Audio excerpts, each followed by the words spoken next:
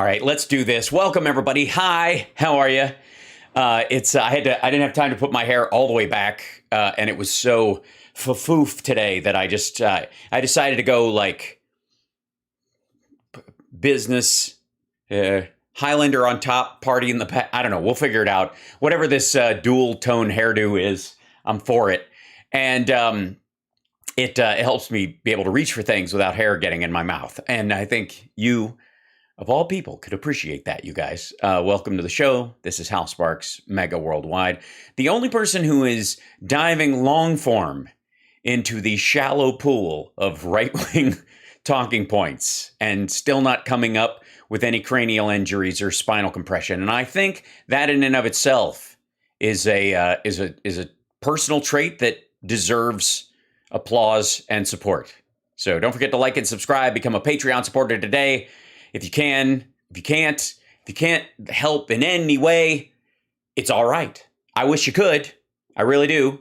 I wish that everybody could, tip on the PayPal or the Venmo's on the other screen. If you can support and you do those kind of things, have at it. But at no point do I want to pressure people into supporting the show. But which I always feel when I even remind people about it. And it's never mind. You don't have to deal with my own personal issues with asking for what I'm worth in the world. It's just, the problem is it's not a matter of like imposter syndrome or anything. It's just that I couldn't possibly ask for what I believe I'm worth because that amount of money doesn't exist in the world. Hi, I'm HAL Sparks and I'm priceless. Anyways, so thank you so much, 1524 Scooter. Don't forget you can subscribe with Amazon Prime and it doesn't cost you a dime on Twitch. That's one of the ways you can help. And during the pandemic, I know a lot of you became Prime members and it's one of the ways you could maybe use that evil power for good. All right. So, okay, where do I even start? Okay, I had one of those days where looking into, thank you for the hype train on Twitch. I had one of those days where in between just trying to hang out with my family and do life stuff in between broadcasts, I will sometimes, to keep myself up on the current talking points that are happening in the right-wing world, so that I may watch them collapse. Because it's kind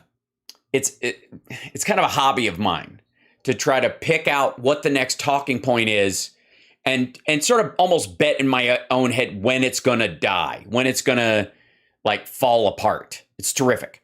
And occasionally I will stumble across a piece of reasoning or an argument on, that's fluttering around the right in a way that doesn't get articulated all the way to the surface.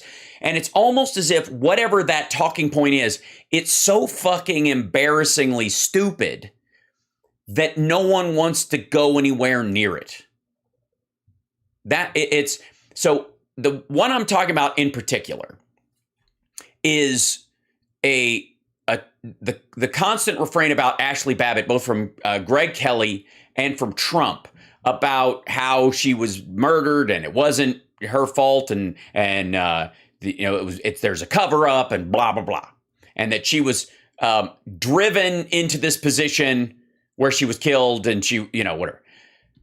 And it's hard to get a grasp on what the actual argument is. Because it's not because they haven't heard what I'm about to show you or this piece of information. And they may be aware that it's, obviously been shot down by fact checkers, no pun intended, over time. It's just that I think they have a hard time bullshitting themselves this much. And so you have to be a special kind of person to be dumb enough to think that this talking point, this story, this sales pitch, this bullshit is an effective way of telling people, or manipulating people to believe what you believe.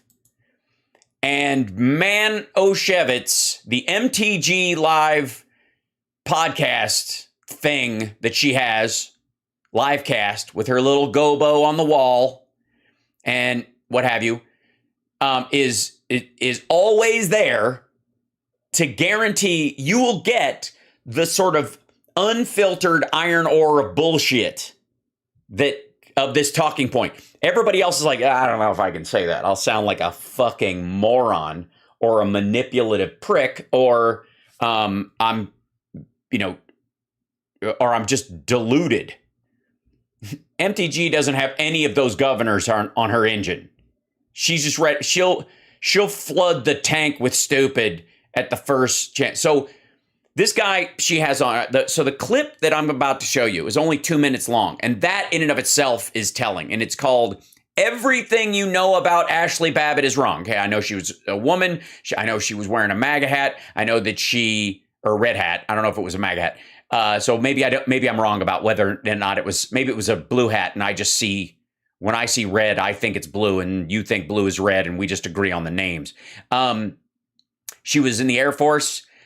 She's dead. She was shot by a Capitol Guard as she was climbing through a broken window on January 6th. She was not dragged there. She was not led there in handcuffs, blindfolded, and then they took the blindfold off and said, if you can't get through that door, I'm going to stab you or anything like that. She was not violently coaxed into that behavior. That's what I know. Maybe I'm wrong. Maybe you're wrong.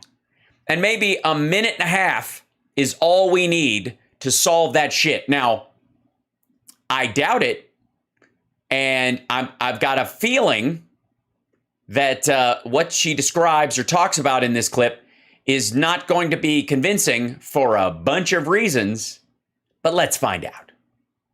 So this is a minute 55 seconds long. And it's not playing. Why would it not play? That's weird. Play something, you creep. I'm being hacked. Okay, there it is. So what do we need to watch next, Taylor? I would probably display V2. Yeah, so he's walking her through footage from January 6th. Not his own footage, because his own footage shows her bleeding to death, and he doesn't want to show that later. So, but he's having her go through other people's footage. Now, he was closer to Ashli Babbitt, but for some particular reason, he doesn't want to show his closer footage because it's too much for the viewer. So you're just going to have to suffice with stuff that was farther away and take his word for it. And this is going to be the video that no one ever enjoys to talk about or this is the video that no one ever enjoys to talk about. Even address, especially the No one even addresses this video. January 6th committee. And this is the... This is the exculpatory. This proves that not only was Ashli Babbitt there because she was deputized by the president of the United States, she had every right to be there, that she did not climb through that window. And she was not a part of the mob that day. She's not even a Trump supporter. Everything you know about Ashli Babbitt is wrong. And this is the video that the Jan 6 committee is afraid to show. Let's see it. So we only need a minute 55 seconds to destroy the entire committee's hearing. And that's what they're running from. This, not even this long. I don't know how long the video is. We'll see. A slowed down video of Ashli Babbitt punching the agitator who was breaking the windows. This is a slowed down video of Ashli Babbitt punching, quote, one of the agitators. So this is a guy who isn't a MAGA supporter. He just happened to be in the front of all these people. He's smashing a window. She punches him to stop him from going through the window, and then blocks the window so he can't get through because she's obviously not afraid to. But no, she went through the window. Oh. She grabs him with her right hand. Grabs him with her right hand, okay. Pulls him by the backpack and then hits him in the face with her left fist. Her left fist. To get him to stop breaking the window. To get him to stop breaking the window. Everything you know about Ashli Babbitt is wrong. Let's do it. From that punch, when the punch landed, from when she was shot was approximately 7 seconds. So she punched him in the face because he was breaking a window, and less than 6 seconds later, pushed him out of the way, and climbed through the window herself. Okay, let's go ahead and watch Taylor's video. Yeah, let's look at Taylor's video. So that guy busts a window. Ashli grabs, there you go. Ashli grabs Alam's bag. That's Zachary Alam, looks directly at Ashli Babbitt. And then here comes the fist. Pa-pow! Ashli's punch, contact with Alam's face, knocking his glasses off. And then the video turns away and follows the cops that were coming up there to get this guy and the guy in the suit and clear them because the door was barricaded. They came up and they're like, this door's barricaded. These dickheads aren't going to do anything. They had no reason to believe these guys were going to bash the windows in or actually get to anything. And it was on there. But interestingly enough, this is our footage. Okay, then. Yeah, that's, I mean, I don't know what more you need. Clearly that was her fist. Clearly that was her hand. She was just reaching around the lady with brown hair. Who the fuck is that? And why is the hand that grabs the backpack around behind this person and then Ashli Babbitt punches him in the fucking face and goes through the window? That's it. This is the game changer that proves everything you know about Ashli Babbitt is wrong. There she is. She punches him in the face.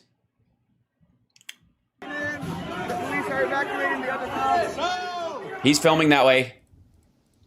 That was clear. So that was clear. That's unavoidable. I mean, how she came all that way to stop the Antifa agitators from interrupting the reading of the votes so that Trump could lose properly. That's all right. There was more people there. There was a crowd there, and they were starting to break the windows. That's what I saw. Is that right, Taylor? No, that's not what you saw. That's clearly. Why are you asking someone what you saw? I don't understand that. Yeah, you are correct. You are correct. Your eyes are functioning. You did see people trying to get through the doors on January 6th. We had about 3 to 4 agitators there. 3 to 4 agitators. These people are not maggots. These people are Antifa, FBI, something. And all they're there to do is get the Ashli Babbitts of the world to climb through smashed windows. If it wasn't for them smashing windows, these people would have stayed outside. That began to smash the windows. And as everyone stood back, I mean, it was really only 4 people there that were causing all that damage. And yeah, that's right. Everybody else in the whole place, like in that entire crowd. I mean, the rest of them were in that area. There were a shit ton of people filming things, filming the other folks. They certainly weren't interrupting the damage. That's what he was there doing, was filming it as it happened. In that one area. I mean, you could probably display. What the fuck was that? Oh, they edited it? That began to smash the windows. And as everyone stood back, I mean, it was really only 4 people there that were causing all that damage in that one area. I mean, you could probably display image 1 just so the audience can get a little bit better view. It's just a still shot. Yeah. I mean, the video, it was slow motion and it doesn't really show what we say it shows. But here, and I have video that's closer, that's my own, but I don't want to upset people, so I'm not going to show that video. I'm going to just reference a still shot. She swings her fist and when she actually collides with Zachary Alam to stop him. Okay. She didn't stop him. She climbs through the window he just busted. Oh, wow. What do you mean, oh, wow?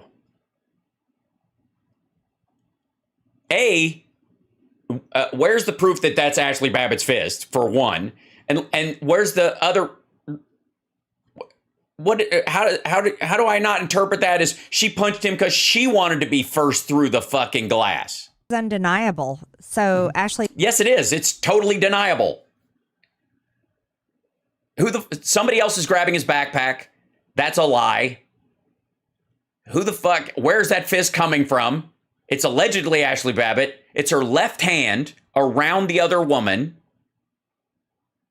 or whoever that is in I guess in a hoodie, totally undeniable. Oh my God, smoking knuckle. Babbitt has been painted as, an insurrectionist. Yes, that's exactly what she is. That's why she was there. But she's clearly... Yeah, she was defending the place. She had deputized herself. She crawled through the glass so that she could take the gun away from the guy that shot her and shoot at this alarm dude. Punching him. Because he was filming. Again, that's the whole thing. That's the entirety of the clip. You know how I talk about doing stuff long form and the reasoning? This is what she is showing. Yeah, the clear video has been wiped from it used to be on his video used to be on Rumble under the name Epic Joe, because he works for the Epic Times now. And in that there's like archives of the page, but the video is gone. Yeah, I'll try and dig it up, but he's selling the footage. Now, this is where he's actually talking about it. This is the longer piece of it, and it's not 2 hours long. She spent half this time not being there. A lot of the up till about maybe 5 minutes before this, it's MTG Live will be going live soon. It's like almost an hour of starting video. So if anybody gets mad about my 5-minute countdown when I'm getting shit in order, please. But I'm going to see if there's an extension of that part where he got clipped out. Oh, shit. See what I mean? Hold on. Then she's got ads and all kinds of shit in here. Let's see if we can find. Yeah, so this is where we are. This is the back part. Now, there's multiple people within that room they're unidentified. I mean, people that are in that room, they're either in jail, they were acting as agitators and haven't been charged because they were removed from the list by the FBI, which we've seen as a reoccurring thing here. By the way, they've been removed from the list because they were already interviewed. They showed the footage they were filming that showed that they were there actually just filming shit. Or it was me. I mean, I was one of the only ones that wasn't arrested. He wasn't arrested. Obviously, clearly that proves that he was working for the FBI. And because I don't think the DOJ wanted a statement from me.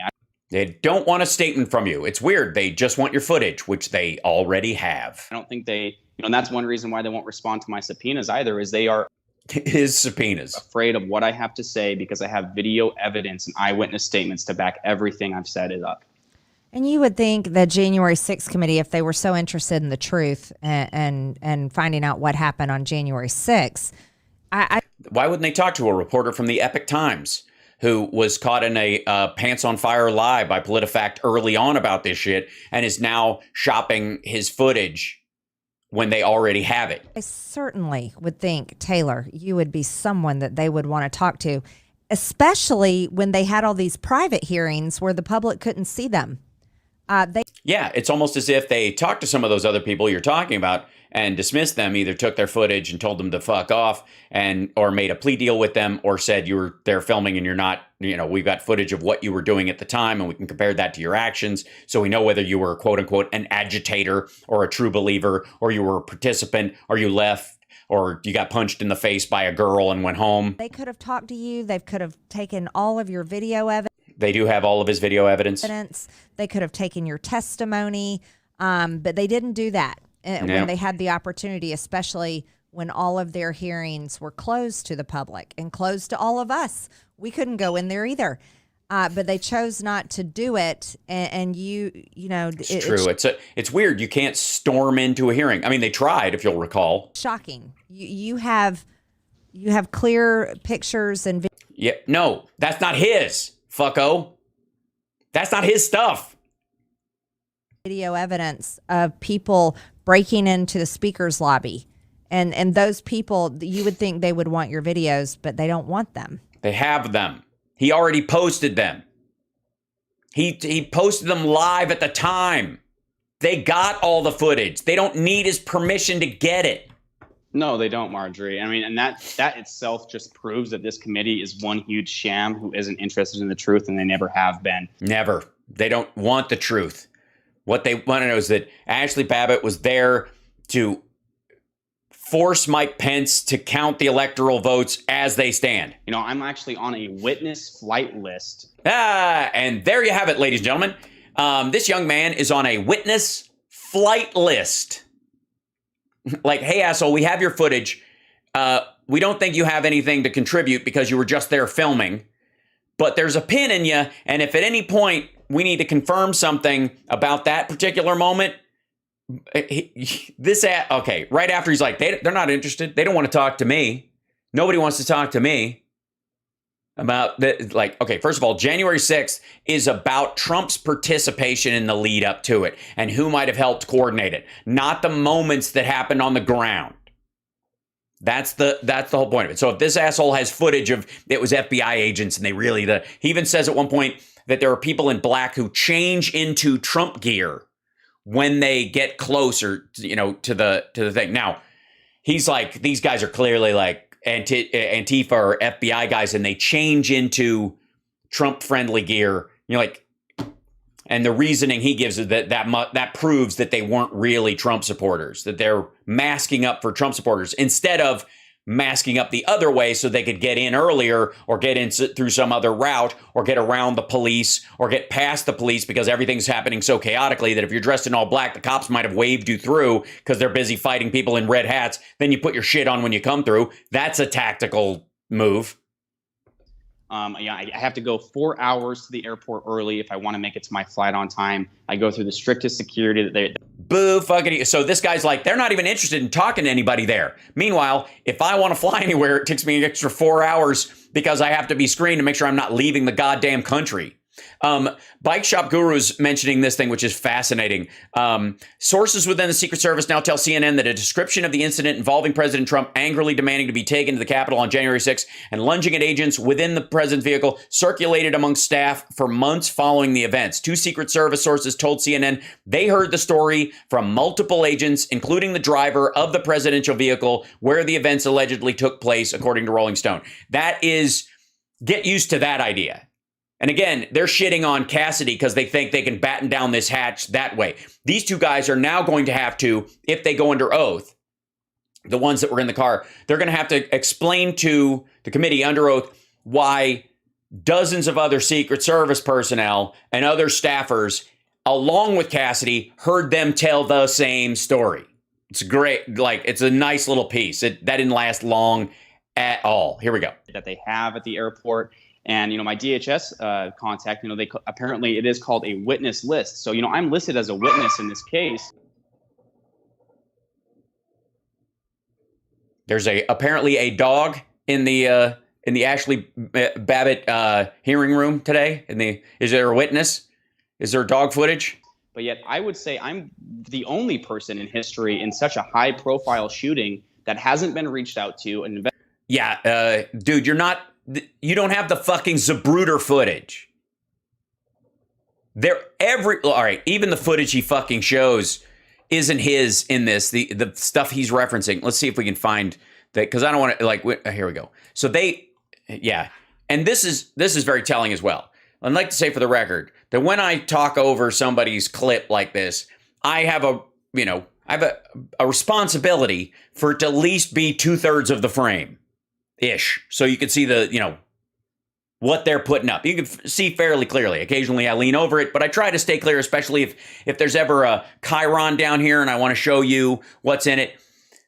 Watch how they show footage on this. This is on Rumble. This is on her show. This is him addressing footage, and they are posting this footage while she watches it with whatever Black Magic switcher they have, or OBS version, whatever they're doing this, or if she's using like StreamYard, whatever it is. Watch where they put the fucking video so that you can see the most, because you have to understand, she's presenting this as they're going through this footage to show you what really happened.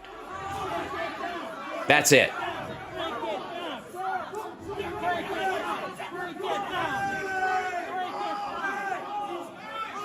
clearly an agitator in a fur hat. The best part of this footage, by the way, because many of us have seen this before, is A, note how many people are actually filming with their phones. So the idea that there isn't multiple coverage of this particular thing, including when Ashli Babbitt or whoever it was punches that dude in the face, the idea that there isn't other footage of that and might be the reason why they don't give a rat fuck what this guy says, because they have multiple shots of it and they can tell. But the fact that there's dozens of phones every time they scan around this, but she's putting it in this little box right here because the more you blow it up, the more her case the argument falls apart. And this guy's like, I can't tell if he's a fur-hatted agitator. The idea is that he's saying, okay, wait, and then we'll charge. And then he turns around and this is so stupid. So they're yelling, break it down. This is the whole thing. And then Ashli Babbitt is like right around over here. And she starts to move forward as they're yelling, break it down. And then there's a woman yelling, break it down.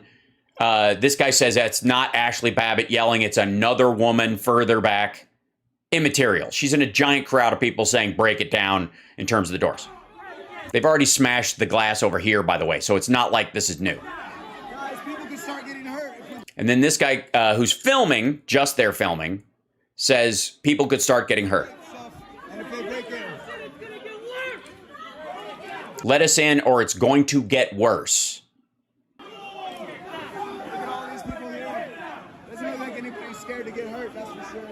Doesn't look like anybody's scared to get hurt.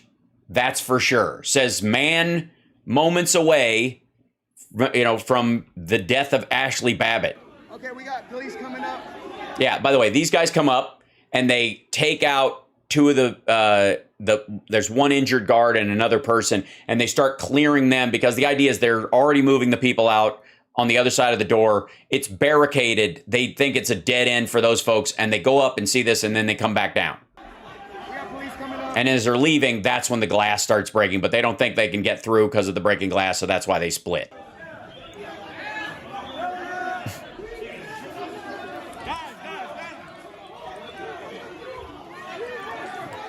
See, that guy's filming, and that guy's filming. Be safe, guys. We're trying to be peaceful. Be safe.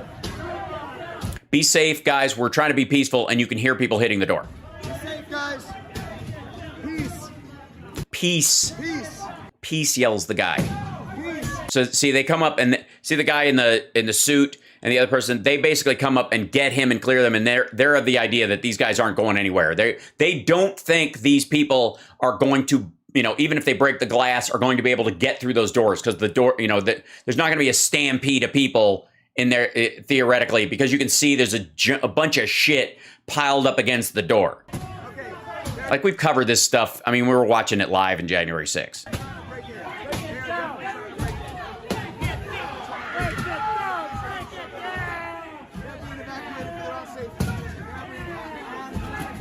Yeah, they're like totally overwhelmed. The whole hallway is full of maggots.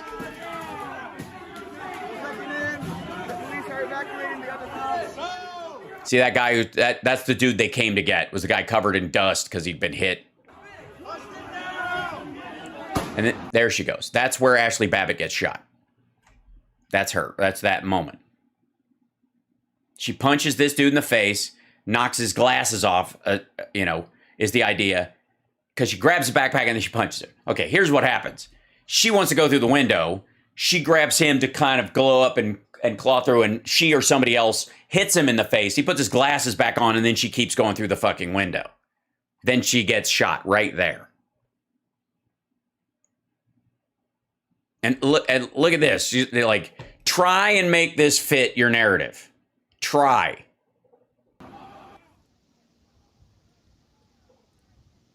Was that Ashli Babbitt screaming no at them when they were... Oh, he says she was yelling no at them. And his story is, well, maybe he says it right here. His story has been that Ashli Babbitt went through the window because she was going to block people coming through it from the other side. That she was former Air Force. She'd been in military police, and that she was going to get through the window first and then tell everybody to stay back. Smashing the window? Yeah, so she actually yells no over and over and over again. She says, no, stop, no, stop. And then that screech you hear is actually, it's not from Ashli. A lot of people misinterpreted that because of the video angles. That was actually behind me. And that was another woman. I mean, I didn't even see what she looked like, but. Yeah, I was filming everything, but I was only there to film Ashli Babbitt because I knew of all the people that was there that day. Because he talks about, at one point, and he's talked about this in the past, he talked about finding her in a crowd by herself on her phone, not with anybody, alone. And just decided, I'll follow her around and film her. I'll just pick her as my, as my subject.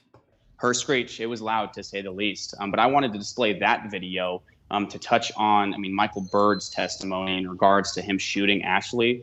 He went on Lester Holt and did a, primetime hits to talk about the situation that took place. And one of the things that he says is that there was no CERT team.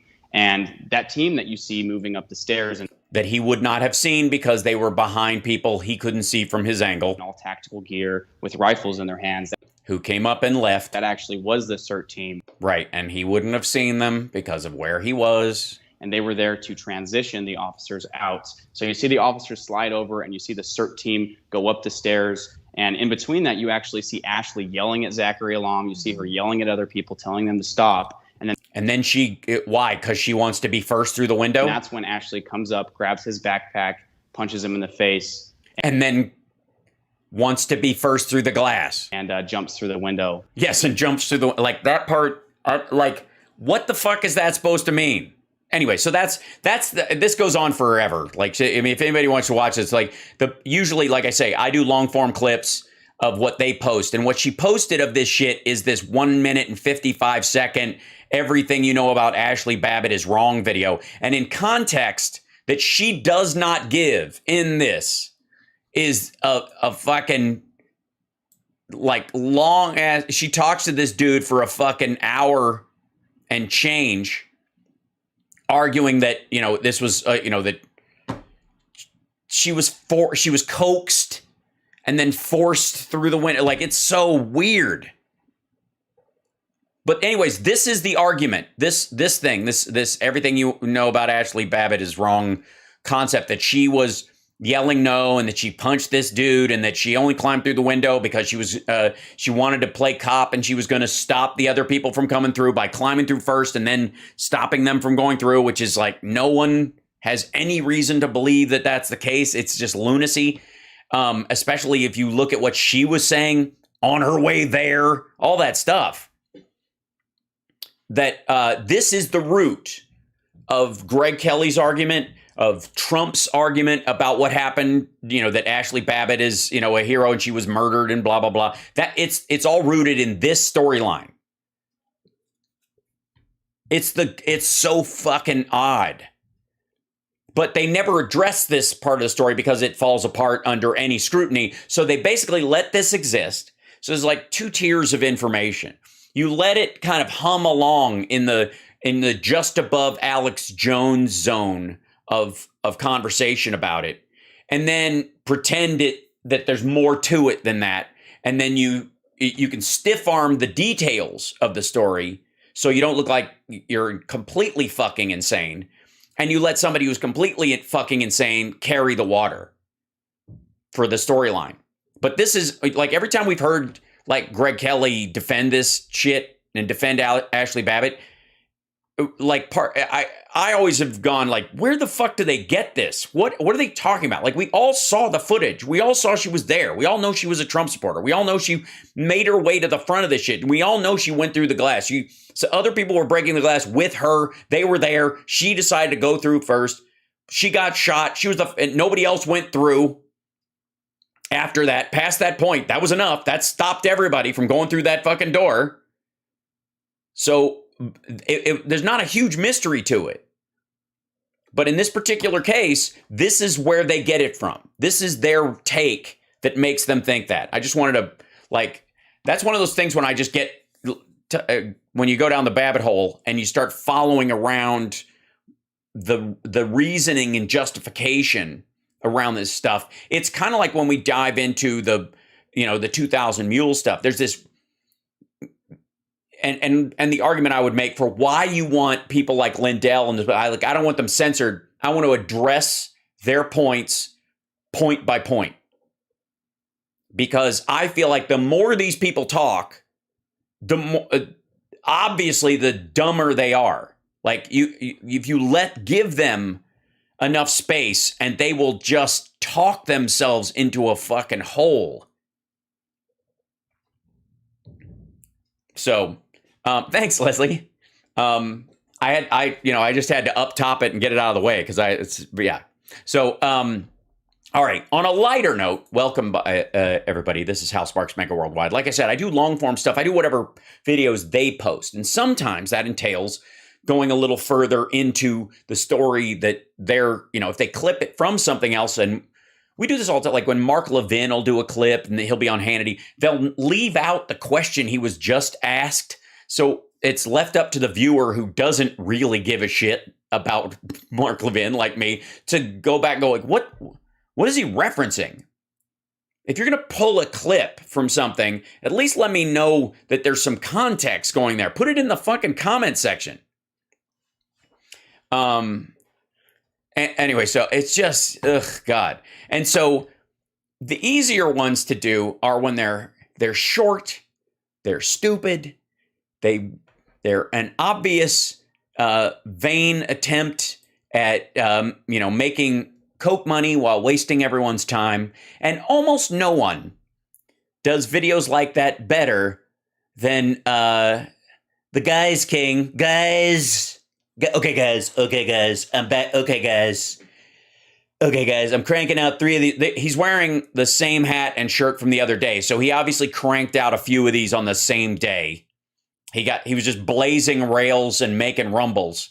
This one is almost 5 minutes long, and the title is "Military Recruitment is Collapsing," and now this. Okay, so let's before we even start. Recruitment.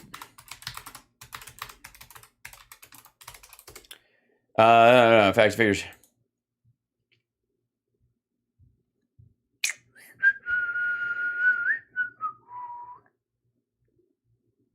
No. Let's see. Fiscal 2020 overview, 2021 regularly. We don't have a 2022 numbers, but for fiscal year, the regular Army had a goal of 61,251 recruits. They met 100%. They got over 100% of their 61,200 goal. Reserve, they met 86% of their reserve goals. Let's see, Special Operations Recruiting Battalion, they got 3,000, which is 61% of their 4,930 mission. That they want 5,000, close to 5,000. They got 61% of that. Warrant officers, they got 76% of that. And this is in 2020. This is fiscal 22. This is during COVID. Then you follow up with 2021. Regular Army, 57.6. They met 100% of their 57.5 goal. 11,686 of their 15,000 goal. Basically the same number. They jack it up by a little bit. By 15. Special Ops, they got 83% of Special Ops Battalion. They got more Special Ops guys joining in 21. Warrant officers, 149% of their mission. Medical mission, 101%. They got 126% of the chaplains that they were looking for. They needed 435 chaplains. They got 126% of the 345 goal. Demographics-wise, they met 84% and 67% of the regular Army and Army Reserve. Female, they have goals for diversity demographics. These are in here. Women, they met 16% of their goal and 33% of their goal in regular Army and Reserves. Let's see. Caucasian, they met 52 and 40% of their diversity reserve. This is the breakdown of who they got. 8%, 4%, I see. So this isn't their goal part. This is the other part up here. 84% were male in the regular Army. 67% in the reserves are male. In the 16% of regular Army are female. Reserves are 33%.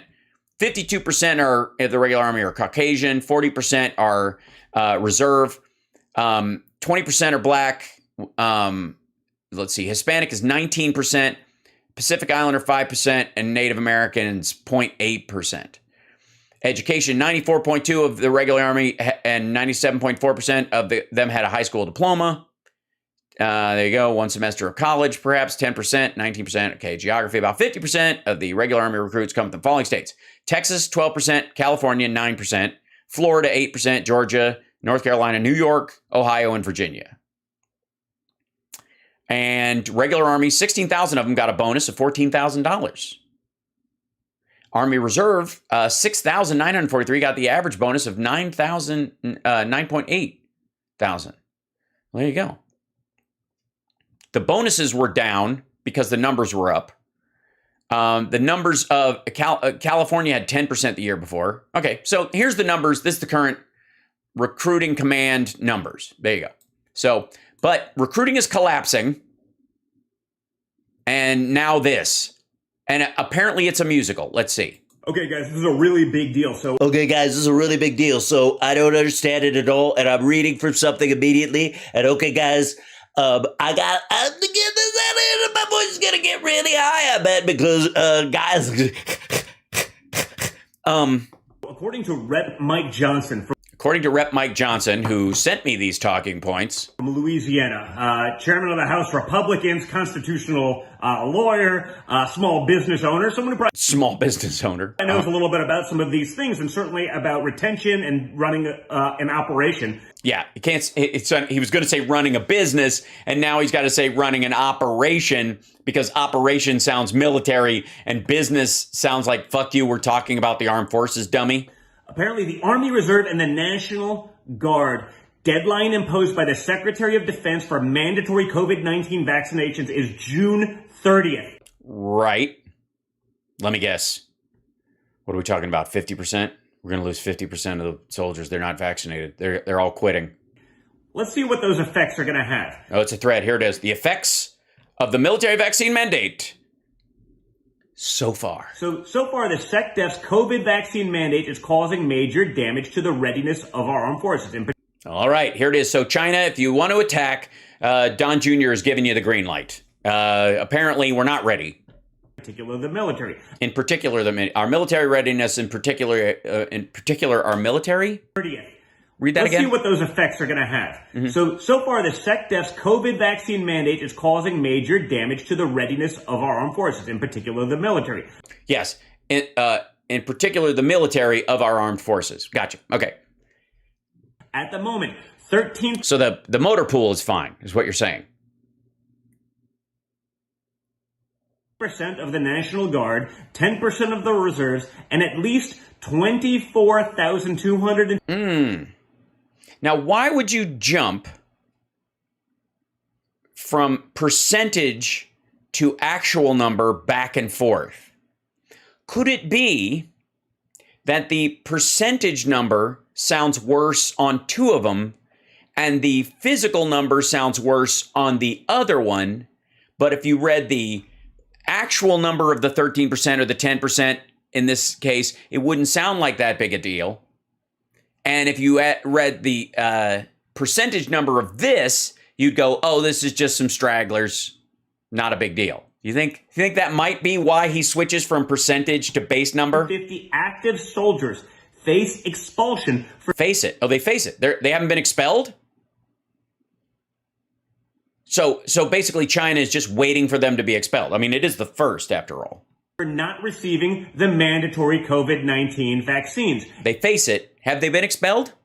They face it. In some states, approximately 25%. Approximately. In giant states, it's like 2.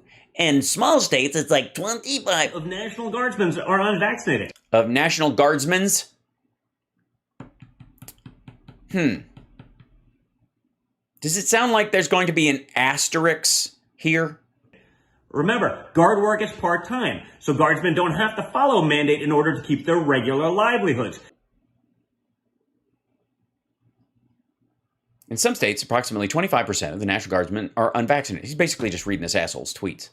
Remember, guard work is part-time, so guardsmen don't have to follow a mandate in order to keep their livelihoods. Imagine staying in business after losing 25% of your company.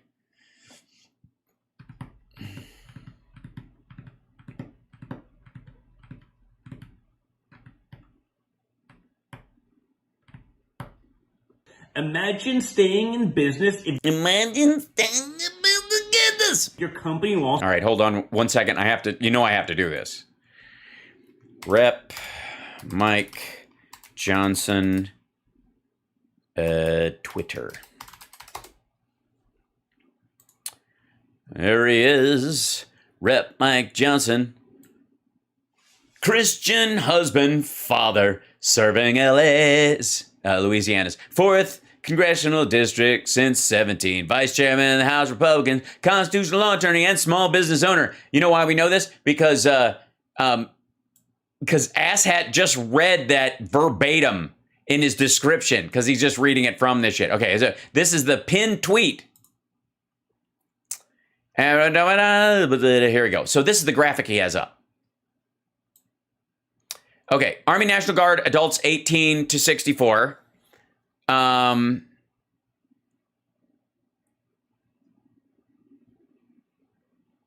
these vaccination statistics? Because what this tells me is that people in the National Guard are actually vaccinated at a higher percentage in all of these states. In adults 18 to 64, this is the vaccination rate. 70% in Texas, 59% in Arkansas, 58% in Louisiana, 63% in Oklahoma. And yet, National Guardsmen and women, Texas 77%, Arkansas 76%, almost 77%, Louisiana 75.2%, Oklahoma 69.8%. For fuck's sake.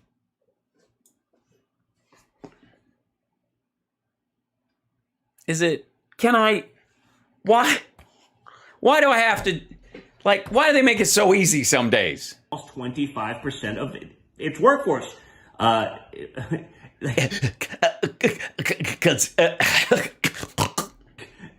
think Rep. Johnson's onto something here, guys. At this point, you see some of... Is he onto the fact that Army Reserve people, especially in those Army National Guard and Reserve in those states, are vaccinated at a higher fucking rate than the general populace in those states of fighting age? Jesus. The things going on. You see the insane recruitment videos. You see some of the garbage they've been putting, whether it was some of the videos we've talked about here in the past. Oh, is he talking about the woke military recruitment stuff? That's the idea that if you've got anxiety, you can join the CIA, because if you don't have anxiety before you join the CIA, you're going to have it. Or it's okay if you have two moms to join the military because America fights for the right to have two moms, and don't think that no matter how much assholes like this want you to think otherwise. We're people in the Army and the Navy and the Air Force and even Space Force, whether they think they're maggots or not, fight for your right to do stuff that they don't like all the time. Russia and China, they're salivating. Well, that's because there's a lot of hunger over there currently. They're just thinking of how much, grain we have that isn't rotten and how well stocked our stores are and stuff. You'd be salivating too if you were over there. It has to be by design at this point, in my opinion, right? No, not. All right. It has to be by design that we're trying to shrink our military so they can attack, is what he's saying. This is perfect. Guys, it has to be that we're trying to use gay as a way of scaring people from joining the military. And if that doesn't work, we're going to give you a needle. And, tough guys are scared of needles, so they're never going to join. Jesus Christ. And this is part of a plot so that Russia and China can attack the United States and we won't be ready. This has to be by design. we're trying to actually destroy this. Why? What do you mean? By not letting our soldiers die of a contractable disease, not investing all this training in people, getting them to work their way up through the military ranks, so sometime as a lieutenant colonel they can be stationed overseas in Poland and come across some easily vaccinatable infectious disease and die from it and waste the taxpayers' money because this fucker didn't want to get one shot because he watched a bunch of Q videos? The people we'd actually want fighting for us in the army and otherwise. We want them to actually survive bacterial and viral infections as well, because we can up armor their Humvees, but if all it takes is for somebody to cough on them, that maybe, conservative and or not believe in mandates, or like, if you don't believe in mandates, why the fuck are you in the military, dude? Guess what? When you're in the military, they mandate everything. You sign yourself over to potentially die on behalf of your country. If you don't want mandates, don't join the military. They mandate a whole bunch of shit, dummy. What the fuck? Is the purge, are they actively trying to get rid of those who'd probably do the best job? No, because someone who would refuse a vaccine or believe any of this bullshit will not do, quote, the best job. They'll be selfish assholes right at the moment you need them. Not the person you want to count on as being a part of the greatest fighting force on earth. But thanks to SecDef's vax mandate, in addition to Army retention, I'm reading let's see. Is he reading directly? He's reading the tweet, isn't he? He's reading it. Let's see. Yep, there it is. Thanks to SecDef's vax mandate, in addition to Army retention, recruitment is also failing. The Army has met just 40% of its recruiting target for 2022. Motherfucker, we're only half...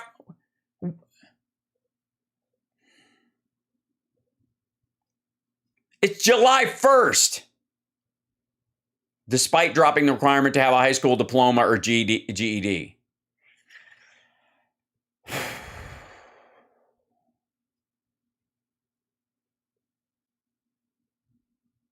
Oh. Again. Let's, should we look in, who was president in 2020? I can't remember, but let's look. 93% of RA and AR recruits have a high school diploma in 2020. 94% and 97% of them have high school diplomas in 2021.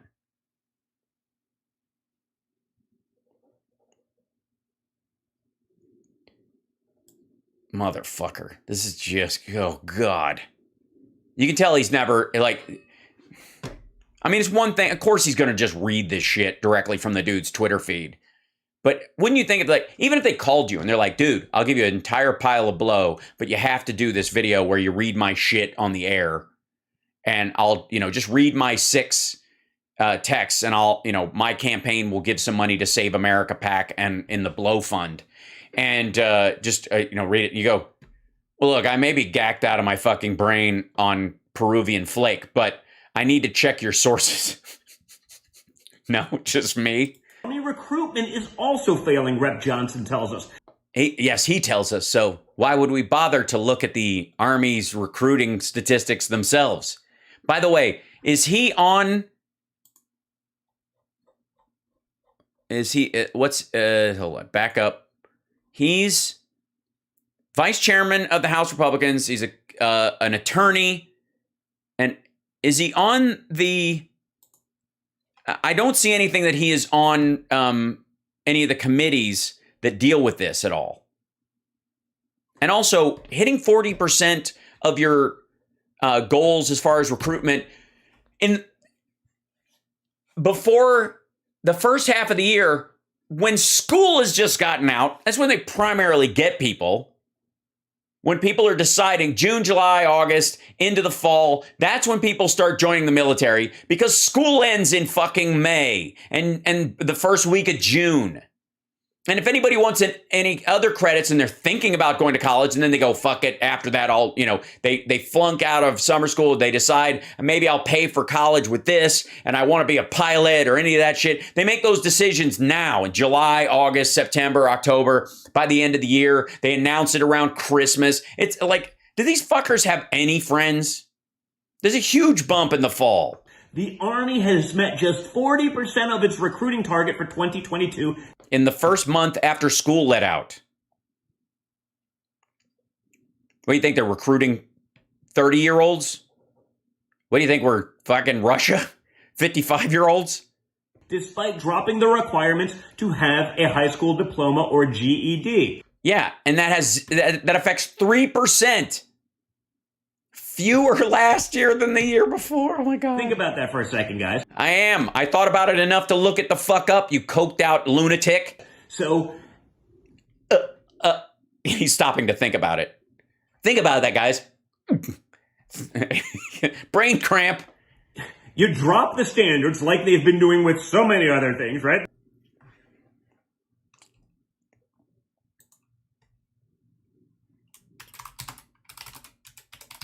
Whoops, hold on.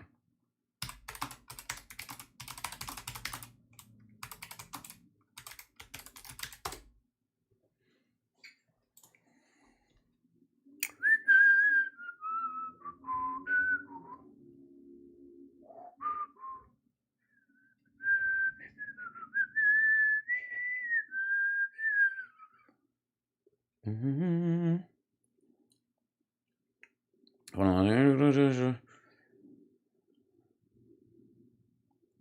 Okay, so here you go. This is the article. This is military grade content. I guarantee this is the article where this dude, Mike Johnson, got his info from, because he's quoting it almost directly. Soft rep, military grade content from Team Room, Newsweek. It's just military. Details of Navy SEAL candidate Kyle Mullins' death made public. Bouchard donates 3 Bayraktars, blah, blah, blah. Okay, here we go. Bar drop. This is it. Army drops requirement for high school diploma or GED, but there's a catch. If you ever were on the fence about joining the Army and your education background is a little weak, now is the time to pounce. For years, the Army has required a high school diploma or GED to be accepted into the service. One of the finest soldiers I know, a man who rose through the enlisted ranks to become command sergeant of a major of a special force group, is fond of telling people how he dropped out of high school in 10th grade to join the Army. Of course, this was in 1970. Times were different back then, and it's not something he recommends, but he did it. This was during peacetime, this is post-Vietnam. They had a recruitment drop after that. They didn't have a requirement after that you needed a GED or a diploma. All right. Last week, the Army announced that they no longer require a high school diploma or GED to enlist in service. This is one of the most significant recruiting changes in recent years. It's right up there with the $50K sign-on bonus. Why the sudden change? The Army has achieved only 40% of its recruitment goals this year. To say they are struggling to meet their numbers would be an understatement. See, like, this is where he's quoting from. Things are so bad that the Department of Defense plans to reduce the total force size because its original predictions were unrealistic.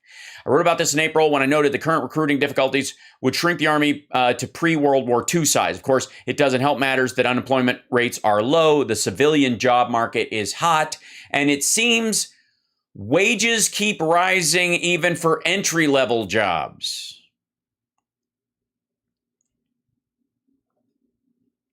They're fighting with the world of options. And if you do have a GED or a high school diploma, the job market is interested in you.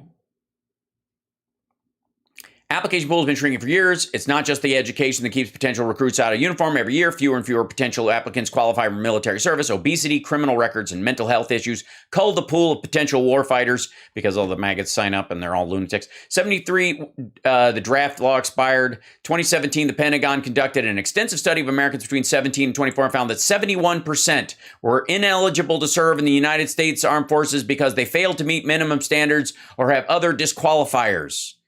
71% of 17 to 24-year-olds are physically incapable of meeting the standards to be in the military. That's, if there's a problem to be attacked, that's it. It's not fucking ads where they're like, Are you a lesbian, but you can do 25 push-ups? Join the armed forces. And everybody going, Jesus Christ, woke military. Here's the problem. Only 29% of our young people are qualified to serve. This workforce shortage presents a real compromise to our national security. What's the catch? As with every contract, one has to sign in life. First, sign in life, comma, I think that is. First, there's a fine print. You can enlist without meeting the previous requirement educational standards if you ship to basic training before October 1st. That's this year, the beginning of the new fiscal year. Recruits must be 18 years old and score at least 50 on the Armed Services Vocational Aptitude Battery exam, which means you can't be a dumbass. You've got, like, more than likely you can work on cars, or your dad has a shop, or you're like, and you work there summers. You can do construction and shit like that. All right. Previously, if a potential recruit had a high school diploma, they only need a score of 31 to be welcome into the armed service. The standard's gone up. 50 isn't by means a stellar score, but it's still a hell of a lot higher than 31. It means that 50% of the people who took the test did worse on it than you did. I could understand if they required recruits to have their equivalent score of a high school grad, but 19 points higher, does the Army want to have its cake and eat it too? Yes, they're still having a rationale standard. It just doesn't have to be the diploma from the actual fucking school. Stay tuned. I'll be on a follow-up piece where we show how well this plan of theirs works out. So, again, yes, you can go without if you don't have if you get in, you have a GED or a diploma, you only have to score in the in the 70% group. And if you have no school diploma, no GED, you have to be at the 50 percentile. You got to be smarter if you don't have a diploma. You have to be like, basically, you got out because it was a good choice, not because you're a loser, is the idea. Jesus Christ, this is so lazy. Nothing matters anymore. We just yeah, sure, you can be in the Army. What could go wrong? Did it even look? Why would even? Fuck me. They dropped the standards and they still can't meet their recruiting. No, they dropped the standards 2 days ago because they weren't meeting the recruiting, and it only goes till October 1st, but you got to you got to score higher. I can speak. You got to score. I can't. I passed it. I lost the test. I'm not going to be in the military. You have to score higher than half the people who come in, including 94% of them who have a GED or diploma, you fucking tool. Goals. The recruiting crisis is only accelerating, he says. In April, the Army offered $10K to potential recruits to go to basic training within 30 days. In June, not that long afterwards, they offered $25K. And last week, the Army began offering recruits in any career field $35K to ship off to training. By October 1st. Yes, they are competing against a rising job market. Wages are going up. Look, fuck me. I showed this earlier. Hold on. G20 wage. Let's see if this wage growth. Here you go. Here's why. This is wage growth in the G20 countries. By the way, guys, Russia and China are salivating. China's not even on the fucking list. And look at Russia. Negative 7.2% wage growth. Growth? Right. But who's up at the top? By the way, who already in 2021 had wage growth of 11%. Like, it's cooling by 0.2%. This is what the U.S. Armed Services are competing against. Yeah, this is clearly Obama's fault. This is wait, Don is 44? That dude is like 10 years younger than me? For real?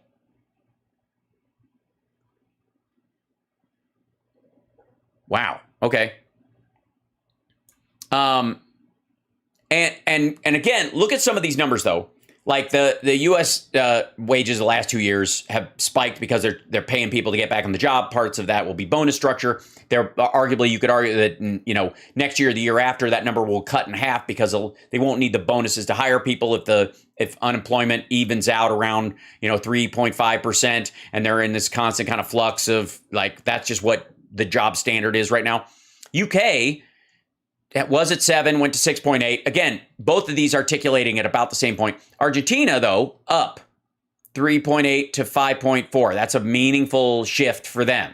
Spain puttering along. Canada doubling because they were in shit and now it's a little better. Like there's 0.2% or 2% wage growth to 4% wage growth. Good for them. Nice. That's partly just more than likely their economy coming back online after COVID, and then paying more to workers a little bit just to coax them back. Netherlands humping right along. The entire European area, the Euro area, Eurozone is up a little bit. Australia 2.4. Japan's up a little bit. Italy basically in the same boat. Same with France. They're in a rough spot. Switzerland's up. Now look at Germany down here. Look at Germany's wage growth. It was at 0 and now it's down.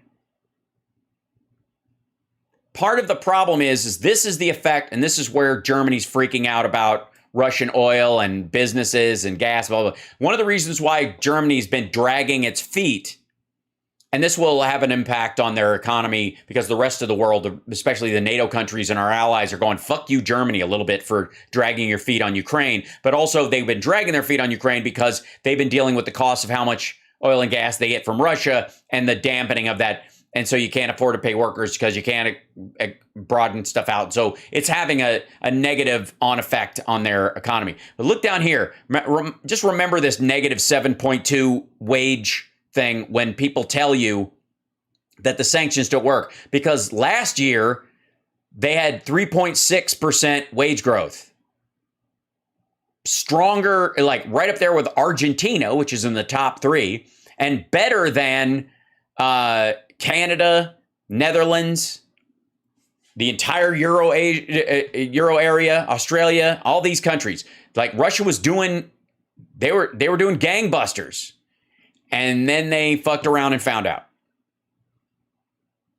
Just nice. I mean, I'm a big fan of this particular thing, but look at the wage growth in the United States compared to the rest of the world.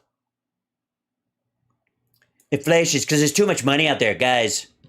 Over 40% of the 18 to 24-year-olds they've looked at have refused the COVID-19 vaccine. Over 40% of the people they've looked at. You mean the people who weren't accepted? That's their target demographic. 40% of the country in the target demographic for recruitment in the Army is like, yeah, we're not going to do that. Again, is it by design? Are they trying? No. Yes, it is by design. They are trying not to recruit anti-vaxxer assholes into the military so that they can catch some other disease that nobody even, like, that we have a vaccine for, but we only give it to people who are going to specific regions. And these assholes are going to pick it up in El Paso. Trying to get rid of or prevent them from entering the Army. No. This is not a patriot barrier. If it was, you have to explain to me why these patriots aren't willing to sacrifice themselves if they really believe this is a thing. They're not going to get inoculated and be a threat to basically just a waste of taxpayer funds. They're just wasting other people's tax dollars because they're going to end up on a ventilator or something because of some disease you could like. And this isn't even to some degree about COVID anymore because there's enough of a bubble around them of either natural immunity or people who are vaccinated. But these fuckers, if you think that way, am I supposed to just take your word for it that you've had measles? The measles vaccine? Jesus. People we would probably most want actually out there fighting for. No.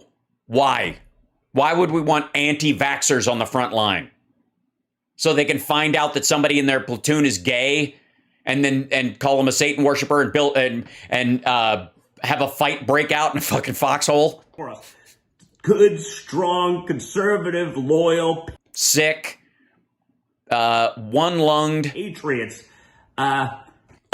who just don't think that they should follow orders from the military or live up to the standard of the military. Also, by the way, these are the folks who aren't, in the GED category. There's a huge overlap in the 40% of the people that aren't. When you notice how he played with the 40% number, what he's talking about is 40% of those people without diplomas or GEDs haven't been vaccinated. Not 40% of all the, it's just stupid. Is it by design, guys? No, it's not.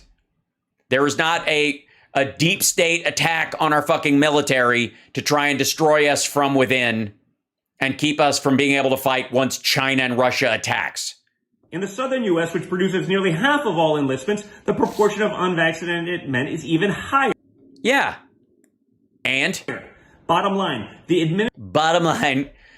they're trying to keep the idiots in the southern areas from killing everybody else. They're all their fellow soldiers. Let's see. He's just reading this, by the way. Bottom line, he even says that part. Let's see. In southern U.S., which provide half the enlistments, he's going to say, here's the bottom line. The Biden administration is destroying the readiness of our armed forces by creating an unnecessary recruiting and retention shortfall, trying to make up the difference by lowering other crucial education and fitness standards. The DOD is doing this. This is not by direction. This isn't like Biden didn't have to green light this plan. The administration is destroying the readiness of our armed forces by creating an unnecessary recruiting. Yeah, he's just fucking reading it. And retention shortfalls. Again, they could simply make that crap go away. They could simply make that crap go away and have disease spread across our bases where everybody has to serve right next to each other, where they have combat training, where they're breathing each other's breath and like fucking hell. Army, if you're in and of that age, if you're in and of that age and you don't like following orders, the Army is right for you. By the way, for the record, John Candy in Stripes turned out to be crucial to his platoon's success. You're probably not so susceptible to COVID, right? No. Based on what? In great shape. No, they're not. They're talking about the 40% that aren't in good shape, don't have a diploma, don't have a GED, and also aren't vaccinated. Young, you probably don't have pre-existing conditions unless they got rid of those standards too, which wouldn't surprise me. If they got rid of standards for pre-existing conditions, all right, never mind. So over an illness, again, that's very, very unlikely to affect any of the people we're actually talking about. No, you're just going to spread it to everybody there and all of the NCO class and the generals and the people who are older and in a bunch of these areas where these guys are trying to skate around. Or how about this? How about just contractors, federal contractors who are bucking that trend in states like Texas? And you end up, we got some factory where some of our shit's really crucial and these assholes go over there for training and cough some shit all over them and then shut down the factory. Guys, I'm making this up. I read tweets. Guys. There's simply no way around it. There's no way around it. Guys, there's no way around it. Okay? Guys. Again, that's very, very unlikely to affect any of the people we're actually talking about. I'm reading these things again. All of it. Guys, there's simply no way around it. There is no way around it. Okay? Guys, there is no way around it.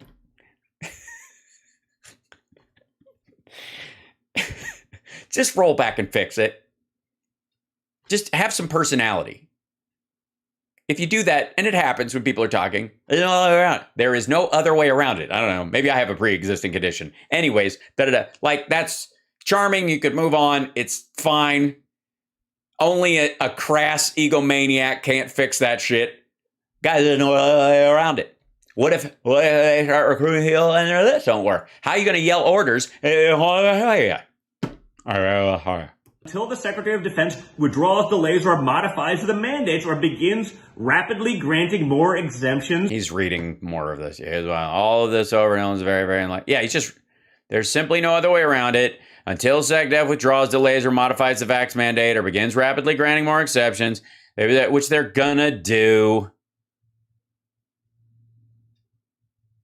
Yeah, it's an excellent point here. They are here to preserve democracy, not practice it. Yeah, the military is not a democracy. It is an enforced hierarchy. It has to be.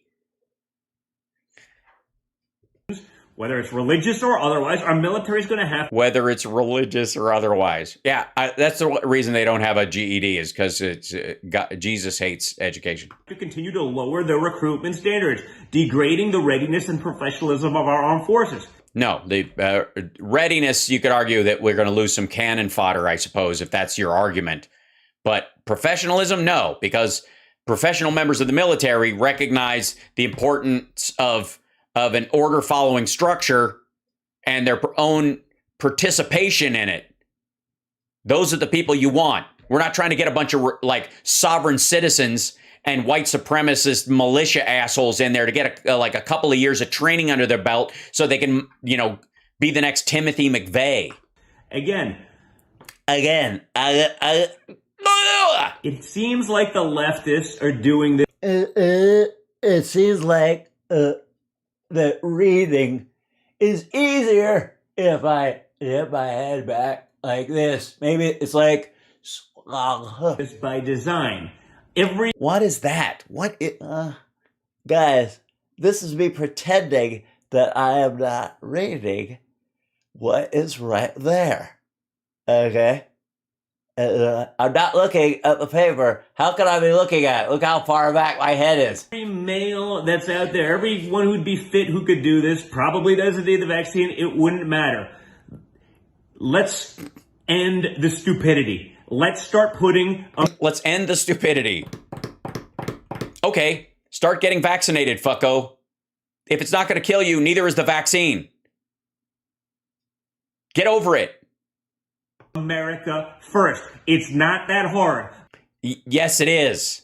Because if they have an exception for that, and they can go, yeah, I don't need that to get in, then what's next? What's the legal case for measles or rubella or fucking dengue fever, fucko?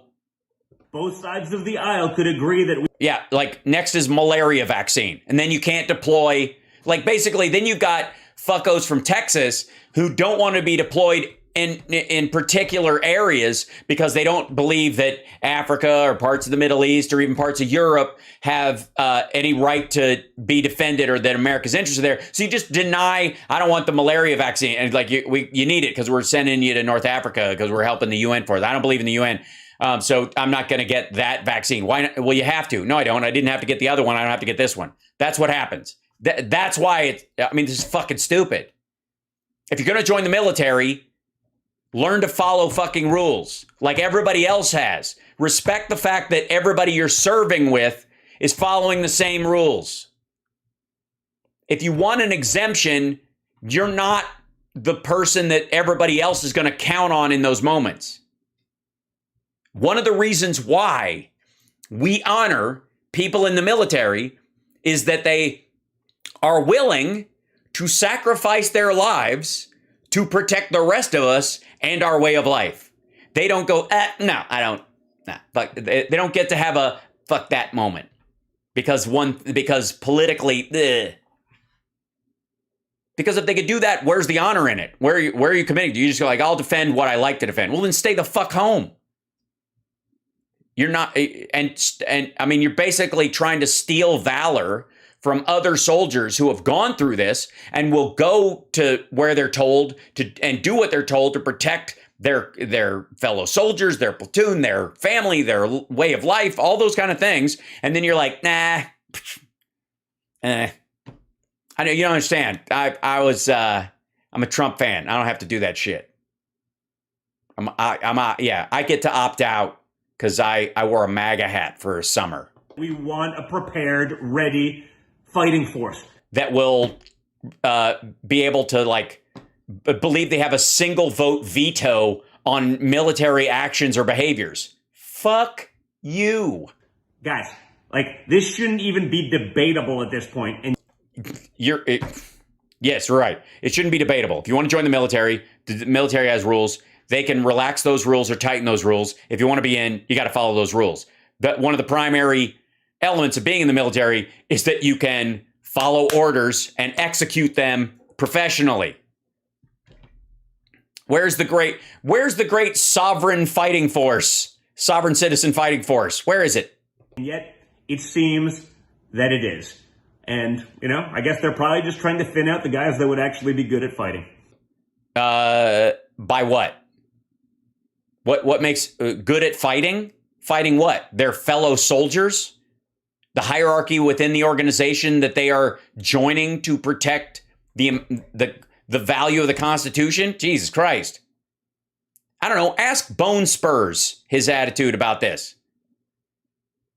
You know what?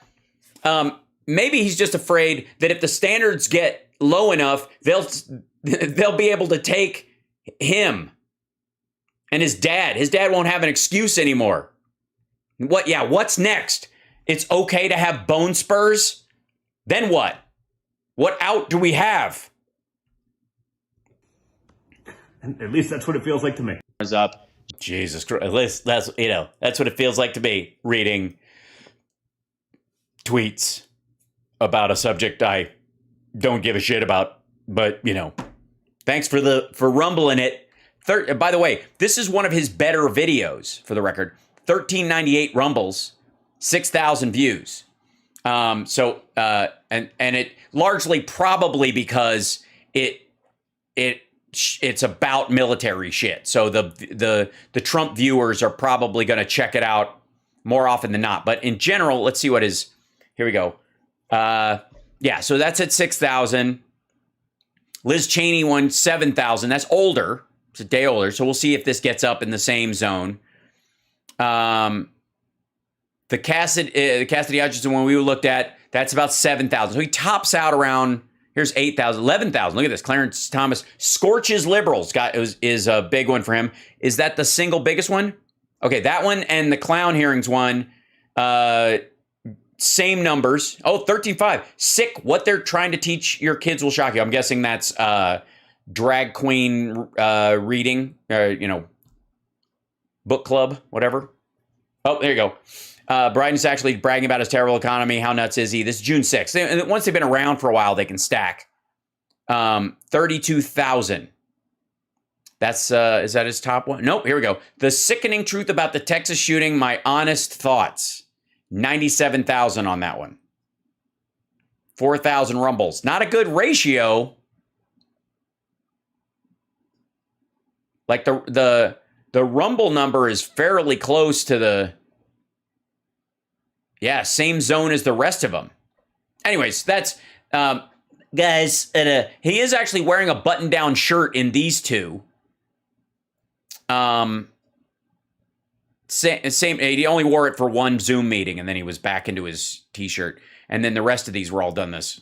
And then we all watched this one, the AOC bullshit. By the way, you're watching HAL Sparks Mega Worldwide. I break these things down in their entirety, and they get very entired. Hold on one second. The next thing I want to look up is...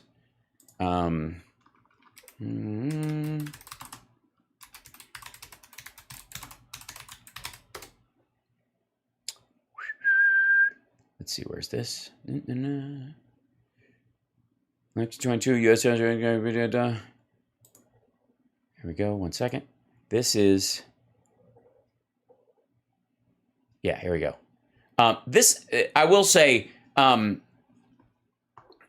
had wanted to do this long form, but it's an hour and 35 minutes. It's a tall order, and it's not as interesting as we'd hoped. You'd want to go through and pick out the fun parts because it's going to be dull and stupid a good portion of the time. But I'd like to... are they ignoring my like button? Don't forget to hit the like button. It's because I don't remind people.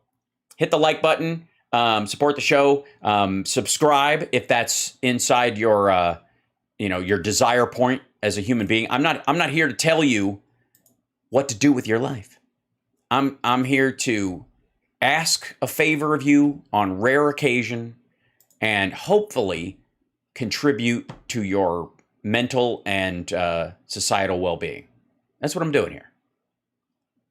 if you want to support that and make it so that I can continue doing this, there's Venmo, there's like and subscribe. And by the way, where was it? Thank you, Dana, for the Venmo as well. And then there was one earlier today, if I'm not mistaken, because somebody watched, I guess, yesterday's show and then Venmo'd me afterwards. I think it was a Mark, we'll just say. Thank you so much for that. Just saying, it happened kind of in the middle of the day. Some of those do. It's funny because I know when it's funny when I will sometimes leave my software on and it has the when you guys do bits or you subscribe or any of that kind of stuff, which subscribe, and it the jar happens, whatever. If I leave the thing on and my headphones are unplugged, the chime that lets me know it's happened will sometimes happen. I'll be walking around like doing laundry and I'll hear and I'm like, what is there an alarm going off? What is happening? And I'll start telling Siri to shut up and all this kind of thing. And then it turns out it's that thing because people watch at their own time. So to all those who watch live and are in our chat room, thank you for being here, including the trolls. I'm sorry we don't get upset the way other people do.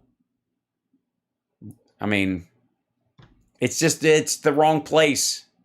You're in the wrong place at the right time, though. So I appreciate you being here.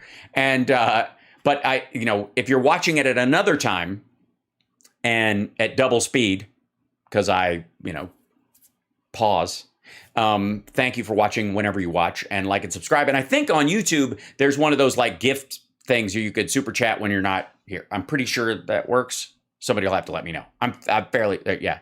Oh, that Rallis Mom, thank you so much for the chip, the PayPal for the chip. Bless you. Yeah. Hi, trolls. Sorry your dude lost. Sorry your party's in disarray and that everything you accuse Democrats of, you are actively engaged in. Sorry about that. I mean, I don't know what to tell you. I mean, I could tell you to turn your life around, but that's not my place. Really isn't. Here we go. Let's take a look at a little bit of this. I just want to see the opening statements of these folks to see what this is. Okay, jump forward. Jump. For my love. Jump in. Come on, get in here. Pause. This is a long one, so it takes a long time. Funding for this program was provided in part by the Wyoming Public Television Endowment. Oh, figures. And viewers like you. Viewers like me?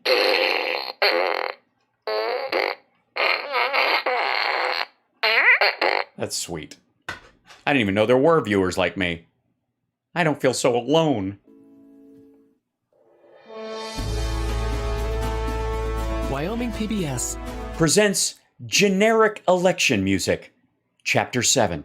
The Sheridan Press and Wyoming Public Media present... What is wrong with that bison? The U.S. House Republican Primary Debate. Live from the Whitney Center for the Arts at Sheridan College. Okay, first of all, why does Wyoming have a Center for the Arts or colleges? Shouldn't they be learning in a field the way God intended? What's happened to you, Wyoming? Good evening, I'm Craig Blumenshine. Tonight on Wyoming PBS and Wyoming Public Media, viewers and Wyoming listeners will hear from all 5 Republican candidates seeking Wyoming's lone seat. Wyoming. Are we going to find out that's like Illinois, where Illinois doesn't say the S, and they say Wyoming? Do they say Wyoming? Is he from someplace else? Is that a thing? In the United States House of Representatives. Want to get things started right away this evening. Maybe it's whining. Are they? Maybe it's just stuck in his head. You're going to see a bunch of whining assholes. Introduce those candidates to you. To my immediate left is Miss Harriet Hageman. To her left, she's the one that Trump likes, is Miss Robin Belinsky. Then follows Representative Liz Cheney, the one with an actual job. To her left, Senator Anthony Bouchard. And to his left, Colonel Denton Knapp. Candidates, we are all... Colonel Knapp. Wake up. Colonel Knapp. What? Shoot. Fire. Fire! Fire! Very pleased that you were with us here this evening. Thank you very much for attending this debate. And we'd like to thank everyone in the audience for not being here tonight, because we weren't allowed to let anyone who might flip out, boo, or try to destroy the place in. So it's just 4 crickets and a sleeping bison. We have 3 panelists who are going to ask the candidates questions this evening. How dare they? And I'd like to introduce them also to you right now. To my far right is Steve. That's a weird hand gesture, buddy. Was that necessary? By the way, these guys seem fun. This guy looks like he's looking at the other two going, is this my future? Dear God, help me. 10 more years, I'm going to look just like these guys. Peck, the longtime newspaper publisher of The Ranger in Riverton and the current public affairs producer at Wyoming PBS. In the center is Bob Beck. He's a longtime news director from Wyoming Public Media. And then Stephen Dow, the governmental affairs reporter from the Sheridan Press. I want to... What's that about? The Wyoming. Thanks, Stephen, for stepping into the role as panelist this evening. Somebody else dropped out, and you are our third choice of 4. Originally, Christian Saban, the publisher of the Sheridan Press, had planned to be with us, but because of the death of a family friend, she could not be here, so our thoughts are with her this evening. She hasn't been going duck hunting on the Cheney property, has she? Every candidate tonight will get an opportunity to answer every question. Hype train! In what we hope will be a thoughtful, civil exchange. Thoughtful and civil. You hear me? Candidates have not... This is PBS, for God's sake. Seen the questions that we will ask them this evening, but they kind of know what's coming. We randomly drew their position that you see them on stage just a few moments ago. Just in case you think we put Liz Cheney in the middle and away from Trump's choice so that there wouldn't be any hair pulling. No. It's just a luck of the draw. It was girl, representative, boy. I'm proud that Wyoming PBS and Wyoming Public Media continue their decades-long tradition. Wyoming, that's going to bother me. Bringing candidate debates just like this to you. So it's a light turnout. For real. Our viewers and listeners, so that you can hear from the candidates directly from them in their own voices. Oh, okay, so no puppeteering tonight? There's nobody below the podium going, "Oh, today I really believe what I truly want to say." I hope we can have a thoughtful, civil discussion tonight. You said that part. I told the candidates just moments ago. To be thoughtful and civil. Mostly civil, you fucking animals. All right, sorry. Anyways, keep your hands to yourself. God damn it. We had to keep moving the podiums apart. This is PBS. You wouldn't believe that. Okay, never mind. I'm sorry. That I hope we can have a mutual airing of views. A mutual airing of views from 5 candidates in the same party. Without rancor, and that the blessings of the First Amendment allow us. The blessings of the First Amendment in Wyoming. Blessings. I think he meant blessings. To have a thoughtful, civil discussion. Yes, thoughtful and civil. I said it 3 times. It's like Candyman. Straighten the fuck up. We expect nothing different. You hear me? So, now, for our first thoughtful and civil answer, now, if the panelists are all ready and the ready to be thoughtful and civil, candidates are all ready, let's begin the debate tonight. Asking the first question of Ms. Hageman is Steve Peck. Candidates, good evening. Last night, in an appearance at the presidential library of a Republican icon, Ronald Reagan, Liz Cheney said some shit. Representative Cheney said both the Republican Party and American democracy are threatened by too many Republicans' fealty to an individual instead of party, principle, and constitution. You've been, Ms. Hageman, you have been endorsed by Donald Trump. Answer. She got a standing ovation there, but in other circles, she's become an outcast among Republicans, including having been drummed symbolically out of the party in Wyoming. You all are running for Wyoming. She was symbolically drummed out. Wyoming's only seat in the House. What does this divergence of views mean for this race, and what does it say about the state of the Republican Party in Wyoming? Ms. Hageman? Yes, thank you, Steve, for the question. I'm so glad that you asked me a question that does not impact my facial muscles at all, because I have recently been Botoxed with COVID. Just to prove a point at a campaign stop. My first response is that we're not a democracy, we're a republic. Well, there you go. All right, well, moving on. And I think that that is an extremely important distinction, and I think that it's one Yeah, she's right out of the gate. Fuck the voters. that is missed by the statements that are made last night. We're not, our republic is not in danger because of President Donald J. Trump. Dre Trump, no. President Dr. Dre Trump. Trump was an excellent president for the United States of America. And excellent, definitely excellent president. Definitely excellent president. Fart, Wapner. Especially for the state of Wyoming. The threat to our republic really comes from other sources. Yes, our republic. Including the fact that right now we're seeing that we have two different systems of justice in this country. Yes, there's the system of justice that requires evidence and takes a long time and can be frustratingly slow, but is pretty much the best legal system on earth. And then there's the Gitmo treatment of Jan 6. I'm sorry. Where we have one system of justice where you have people like Hunter Biden or Hillary Clinton or even Joe Biden who are not accountable or held accountable for the decisions and the bad acts that they undertake. And Donald Trump, I guess, is being held accountable for the bad acts he undertakes? Or did you walk into that rake on accident?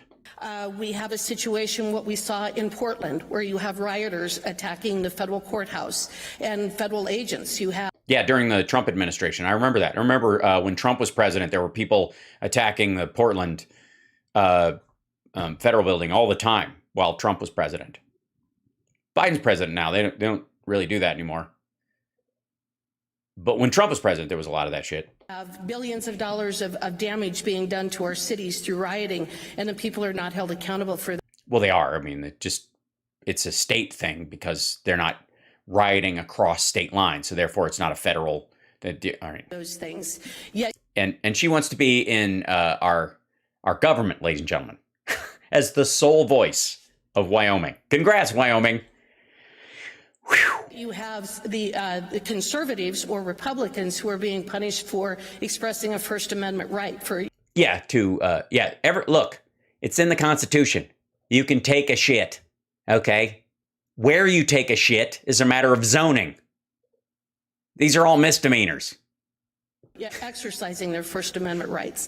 I do not believe and their bowels. Believe that the Republican Party is at some kind of an impasse where we're splitting into these splitter groups. I think and yes, we're not splitting into these splitter groups. That the Republican Party splitter is actually very united in the fact that that the current administration is an absolute disaster. We need to retake the House and the Senate so that we can block his agenda, and we need to further the conservative agenda. Oh, she either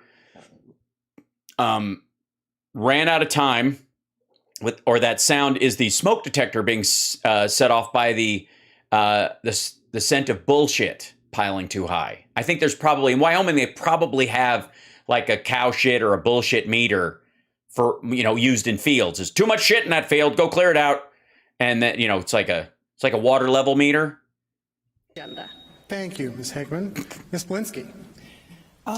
Yes, I did see that last night, and I believe, yes, we are a republic, and we do have the right to our First Amendment right to have been. She's great. She's got my vote so far. At the Capitol, to have been able to express our disdain of what happened on that day. So you had a right to be in the Capitol on January 6th to express your disdain about what happened in the Capitol on January 6th. Okay. Anyway, the fact of the matter is, I guess she means the counting of the legal electoral votes. I'm sorry, I didn't mean to interrupt you. Woman from the single congressional district in a state that has fewer people than Santa Monica, but has 2 senators. I'm sorry, you were probably going to say something about taxation without representation, or we have a system of government that is divided, where we cannot have actual. Yes, we have decentralized government. We have the administration, we have the legislative, and we have the judiciary. We separate those things out so that we don't have a uniform CCP-like governance, and it's frustrating sometimes. But that's what's good about democracy, with a lowercase d. Actual. Yeah. Oh gosh. What's the word I'm trying to look for? White. That's the word. Sorry. She's doing great. You're doing great. This is super. I mean, look, this debate has gone on for a long time. You've been on that stage for over and anybody's. See, anyway.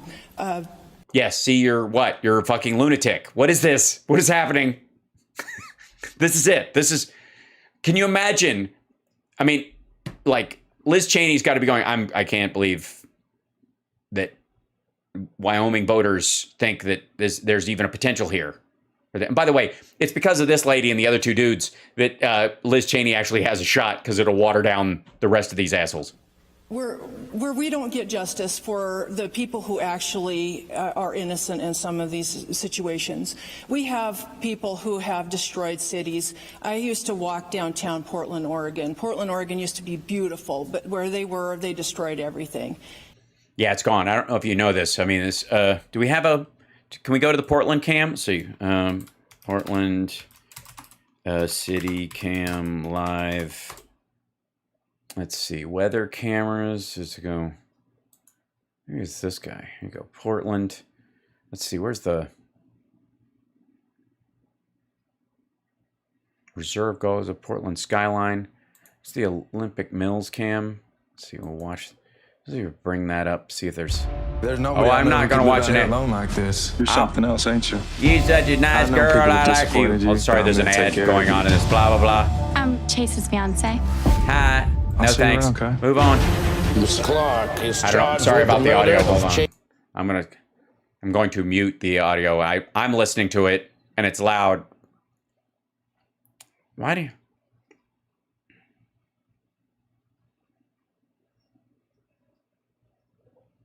Okay, here we go. Let's see. Oh, great. So I sat through the ad for an unknown error. That's what great. Okay. Metrocam. Where's the Skyline one? No video. That one's not on. Oh, it's all burned up. Here you go. Hold on. Let's see. Oh, let's go to Pioneer Square. That'll do it.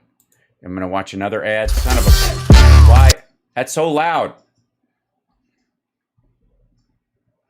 Hold on. People are dancing. Fiverr ads. This is so loud. This is so loud. Oh, man. Really? It's destroyed. Portland's gone. Hold on. Why in the world would you do that to me? Multiple times. Every one I try. Pioneer Square Cam. Let's see. Videos. C Cam. Okay. Live webcams. Portland, Oregon. Here you go. Portland. I'm trying to find one that's 4th and Lincoln. Close. Okay. Webcam watch. Yeah, it's bad, guys. I don't know what to tell you. It's terrible. There's Portland. I mean, what's left of it? I mean, you could barely see. That used to be a road. I mean, you could barely see the train tracks because of all the ash. The trees are gone. I mean, the namesake. Even. I mean, it's really heartbreaking. It's right in that area, right downtown too. This is one of the areas where there used to be people. Now they're all dead. Yeah, it's like 28 days later, but with really nice foliage. Yeah, it looks like Mars. I don't even recognize it. You can't even walk down there anymore. Those folks have gone away unpunished, yet we have J6 people who are stuck in jail. Do we? With no due process. Everybody in jail has due process. They all have lawyers. They've all had bail hearings. They've all had, like, dates. They've had sessions with the judge to schedule their hearing. They've had evidentiary hearings. Like, what are you talking about? Like, what this? I would love somebody to back up. Like, what do you mean they're not getting their due process? I've never seen anybody push back. I know she's a lunatic. Nobody needs to address her about it. But like MTG and all these assholes, they're being denied their due process rights. How? How? They all have lawyers. If they can't afford a lawyer, they get one. A lot of the people they went to the Capitol with are out because they just said, Your Honor, I promise I won't beat the shit out of a cop between now and then. And if I violate that, you can throw me in jail. And okay, well, see you in 3 months. And that to me is a travesty. And as far as the Republican Party goes, we need to stand firm, yes, but we are divided, unfortunately. Yes, we must stand firm in our divisions. And we need to make sure that we take care of making sure that we have the right representation and the relatable people to fill those positions. That's right. You need somebody that you can relate to being your congressperson, not somebody who actually knows how shit works and has a history with the state and has sworn an oath and kept it even when it was uncomfortable and went against the will of her own party. You need somebody like, oh, she sounds just as confused as I am. I like her. Thank you, Ms. Belinsky. Ms. Belinsky? Representative Cheney. Well, thank you very much, Craig, and it's wonderful, as always, to be here at Sheridan College. Wonderful to be here for the debate tonight. I think these are really serious issues, and I think absolutely there's no question that what we saw happen on January 6th was clearly an attempt to delay the count of the electoral votes. Anybody who was there understands the violence that was involved. And of course, that means none of the people I'm standing here with, because most of these people were prepping their camper to tailgate at the next Trump rally. And I'm frankly stunned that one of my opponents on the stage, who is a member of the Wyoming Bar, who has sworn an oath, as many of us on this stage have, to the Constitution, would be in a position where she is suggesting that somehow what happened on January 6th was justified, or that somehow what happened that day, the people have the right to ignore the rulings of the courts. We are, in fact, a nation of laws, and we are a nation of laws only if we defend our constitutional republic. And yeah, but we live in Wyoming, okay?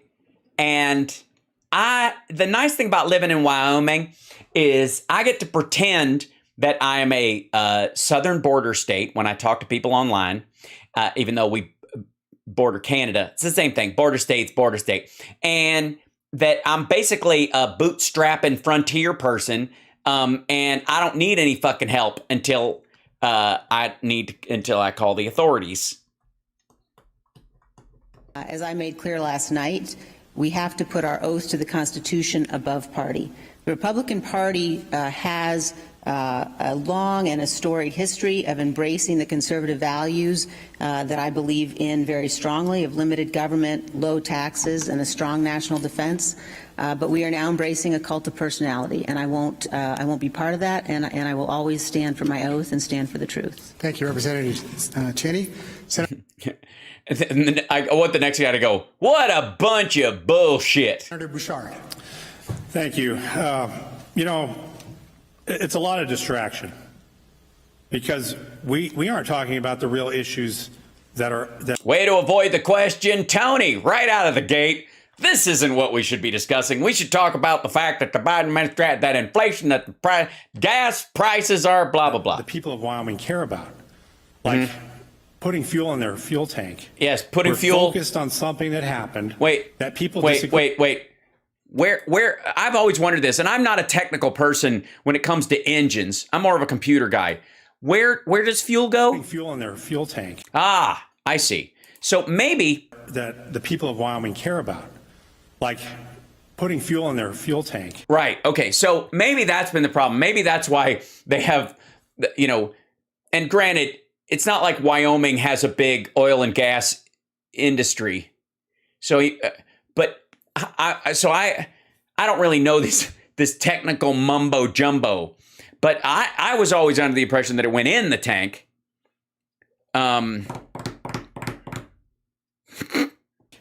We're focused on something that happened that people disagree on.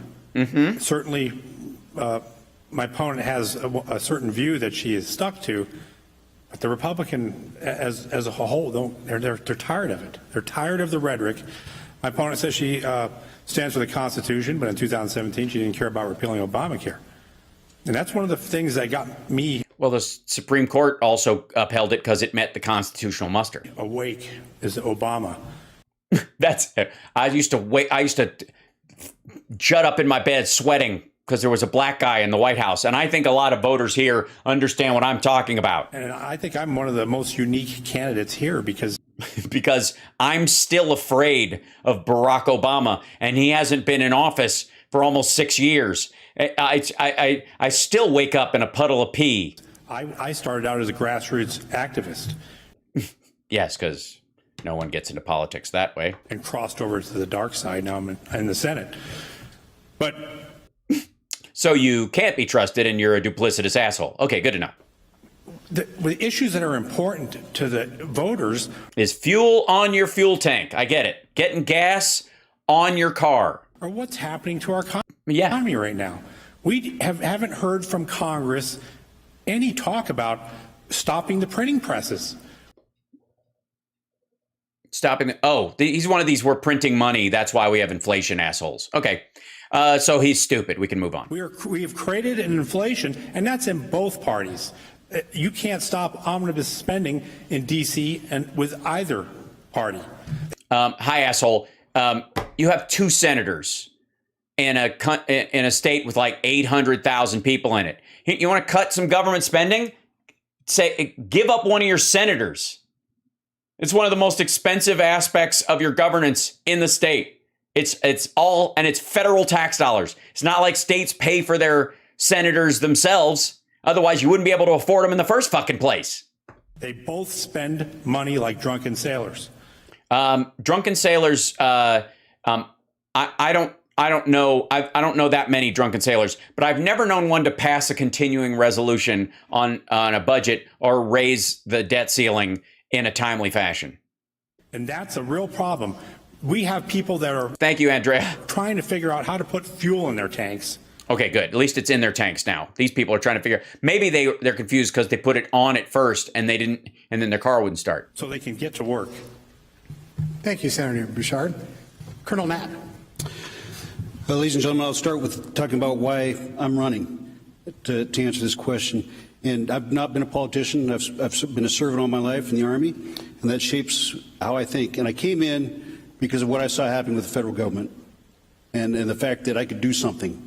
So I stepped forward for that. We've devolved into a two-party system. We've devolved into a two-party system? You mean the Republican Party? For the most part in the country. For the most part? Oh, so you were going to run as what? A libertarian? As a LaRouchian? And if you're not on those party lines, often you're shoved to the side. Yeah, that's what's happening to Liz Cheney right now in your own party. I've been a Republican all my life. I believe in the two-party system, so I chose one of the parties, and I'm decrying the two-party system while I'm in the two-party system, and I will remain in the fucking hell. Platform for the Wyoming as well as the United States Republican platform. I'm trying to follow that. Yeah. How do you feel about the Guatemalan Republican platform? No. So I don't believe it's a cult of personality that we need to worry about. It's about somebody get in and do action in Congress for 2 years and to make those changes. Right now... so you're only going to serve 2 years and get out. I think you might have a winning message there in Wyoming. Rule of law has been brought up. The checks and balances have been gone from our three-party system. Well, we devolved into three parties since you started talking. Well, there's the Democrats, and then there's whatever the two things that Republicans are. Government We've got court interpretation of laws. We've got executive orders that have been issued massively to open our borders. Yeah, we don't have open borders. And dude, your border is with Canada. A lot of things on the monetary flow from the World Bank. A lot of things on the monetary flow from the World Bank. There's been executive orders about a lot of things on the fuck me. All those things are executive orders that were signed on the first day of President Biden's. Wow. All of those things. You mean the one thing that you mentioned that wasn't true and the other gibberish thing? Both of those? Presidency. And the fact that the Congress, and Representative Cheney's here, the Congress needs to take control to ensure that legislation is made and those are followed. And we've got to support our police, everybody that enforce that. Okay, wait. Legislation has to be made that we follow the executive orders that Biden signed on his first day in office that are wrong and also don't exist? Roll our border patrol and continue that. Motherfucker. Like, I don't know why Liz Cheney isn't just like, how is this possible? How are my numbers damp at all? Fuck me. Our election process needs to get better. Yes. I'm guessing he ran out of time. This is it. This is the Republican Party. And by the way, it's starting to become abundantly clear why the Republican Party of Wyoming wants to kick Liz Cheney out. Because she violated the most fundamental tenet of being a Republican, and that is never speak in coherent sentences. Thank you, Colonel Knapp. Ms. Hageman, you have an opportunity for a 30-second rebuttal if you'd like to. Rebuttal of what? What's she rebutting? Because Liz Cheney brought up? Okay, maybe because she brought it up. You bet. The biggest threat to our republic is the current administration. Yes, that's what's the biggest threat to our republic, because they think it's a democracy. And they cannot. And the corruption of our various institutions. Oh, various institutions. Don't even get me started on the Department of Transportation. Am I right? I mean, when your tax dollars are, my God. I'm sorry. Did I say so?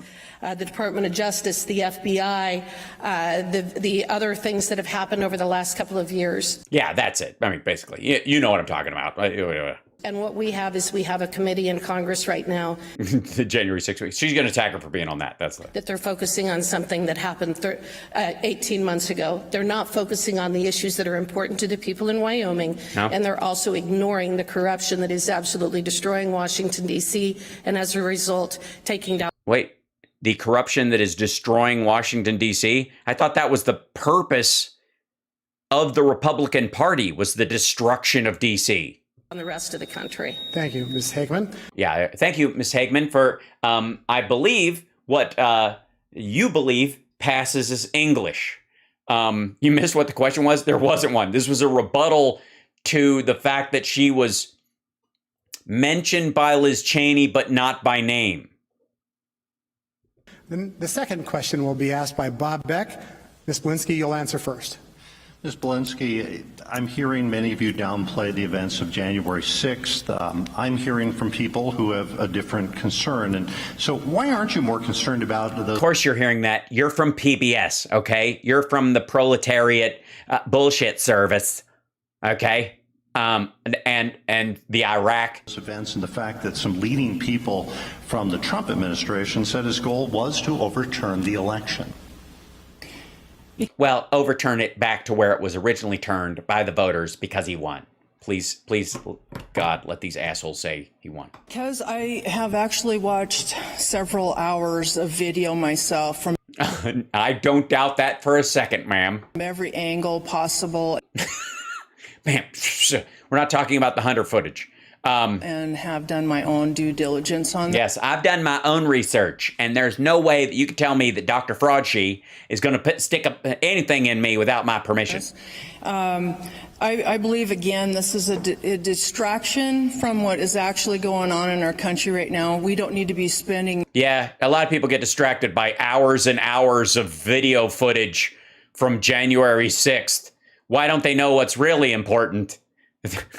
this kind of money and time on a situation where, again, we have lawlessness in our country. Instead of dealing with those issues, we are dealing with something that, again, happened a while ago and was a setup from the beginning. Oh, it was a setup, and we got caught in it. We didn't see it coming. For the election situation. The election situation. Voices, we the people, were stifled. We the people. We the people. Yeah, we were the people, and then we're not the people. We weren't the people. We weren't the people, okay? First Amendment right was washed out the door. Washed out the door. Our First Amendment right was, what the fuck are you talking about? And so, you know, to me, this is a waste of time, and our... Yes, I agree. Your speaking is a waste of time. You being on this stage is a waste of time. Look, lady, you have every right to speak your mind. Go get a fucking podcast. Just put up a BitChute QAnon show. Jesus Christ. Resources to go after something that we should be going after the lawlessness in our country first. Thank you. And as a Wyoming Republican, the first thing I will do is drive Antifa from our state and ignore attacks on our nation's capital, unless the Russians do it, and then I'll be there to applaud. Ms. Belinsky. Representative Cheney. Well, thank you. You know, I think that... I think that we're all a little bit confused and heartbroken right now at the amount of gibberish coming out of the mouths of the four people I'm on stage with. And no heart breaks more so than the heart of Wyoming, our state. I hear our mountains weeping. I hear our cattle crying that any of them would be more suitable to run against me and be in this debate than any of these jackholes who are up here. Many of us... there's a real tragedy that's occurring. And the tragedy is that there are politicians in this country, beginning with Donald Trump, who have lied to the American people. And people have been betrayed. He consistently has said that the election was stolen when it wasn't.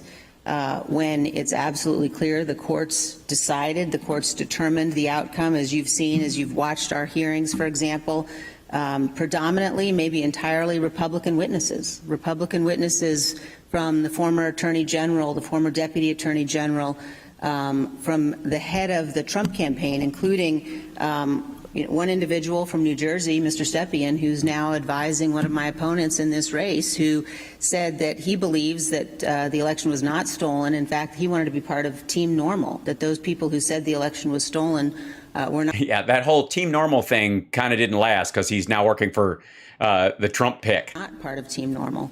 So speaking of not part of Team Normal, is it anyone else going to freak the fuck out about the amount of gibberish you've heard up here tonight? Are you out of your goddamn mind?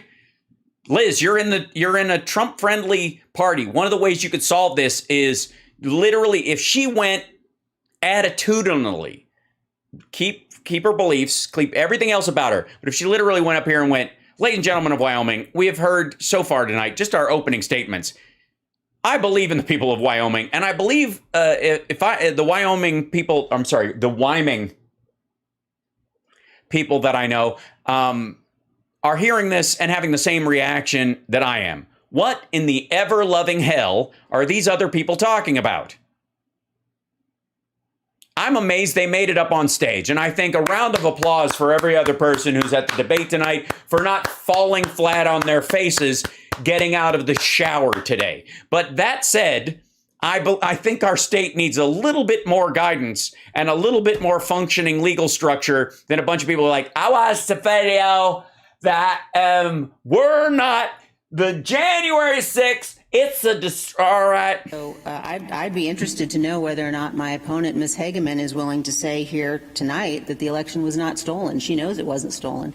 I think that she can't say that it wasn't stolen because she's completely beholden to Donald Trump. And if she says it wasn't stolen, he will not support her. So we've got to be honest. We have to be truthful. Elected officials, in particular, public servants, owe that to those people we represent. Thank you, Representative Cheney. Senator Bouchard. This is a distraction. I'm trying to put fuel on my family's table. There are people in Wyoming who are trying to put food in their gas tank. And You know, I don't know what I'm doing up here. It's kangaroo court. Oh, God. Congress, that's not Congress's job to pretend that they're the court. They're not the court. They have committees. We had a 9/11 commission. We had Warren Report. We had our Senate and the House both have committees all the time. If you don't know that, you probably shouldn't join either body.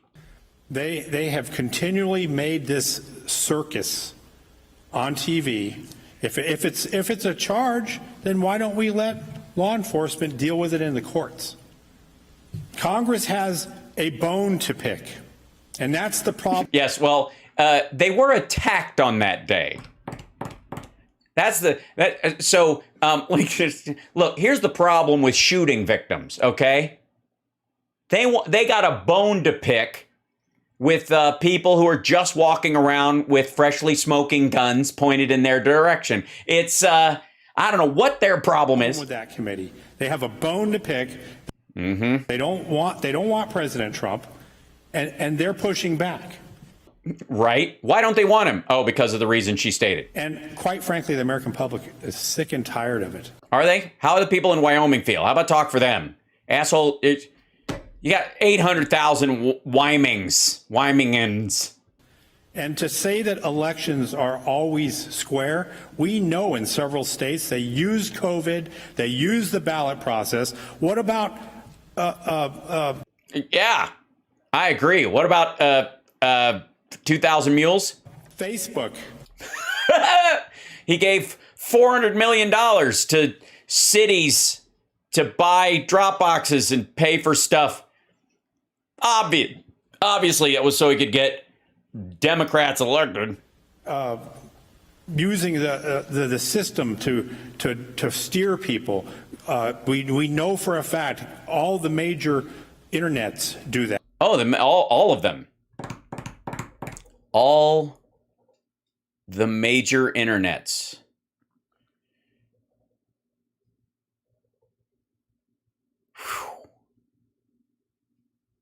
Shit. This is going to be rough.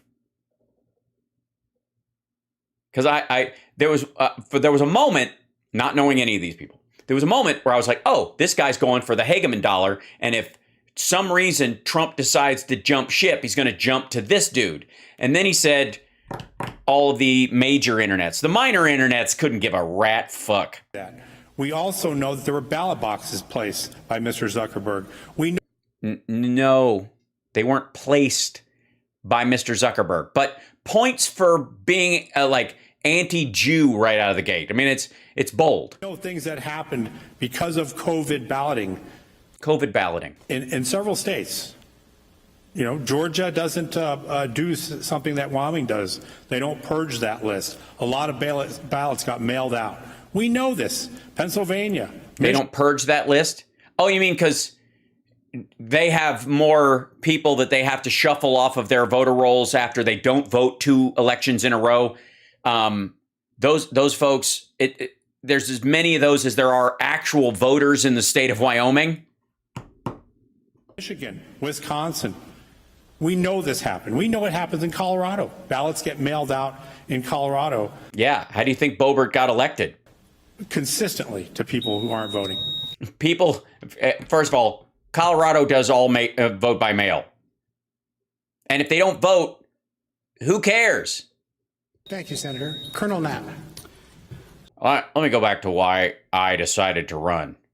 I was in the Army. I already said that. So, first of all, our nation is based on our Constitution. And 34 years ago... He seems like a nice guy, by the way. I don't know what the fuck is happening up here. I mean, I think he's trying to, be the anti-Cheney, the not anti-Cheney. In 1987, I took an oath to support and defend the Constitution of the United States, and I take that very seriously. We should have a peaceful transition of power. And it's been that way for over, 250 plus years. Okay, guy's a lunatic. I take back what I said. Of our nation being able to do that. And I had time in Iraq where I actually had to help support their elections. And I'm sorry to say theirs went a lot smoother than this last one here. No, it fucking well did not. Some of the things that happened is states didn't follow their own laws. And there was lack of Yes, they did. transparency, lack of No, there wasn't. accountability in mail No, there wasn't. in ballots and other things that occurred. So people Like what? often ask, was the election stolen? And not to give a cop-out answer, because it's not. I say most Americans don't know. You have some court rulings in some states, some audits that have taken place. But the problem is we've lost trust and confidence in our election process, and that is the only way.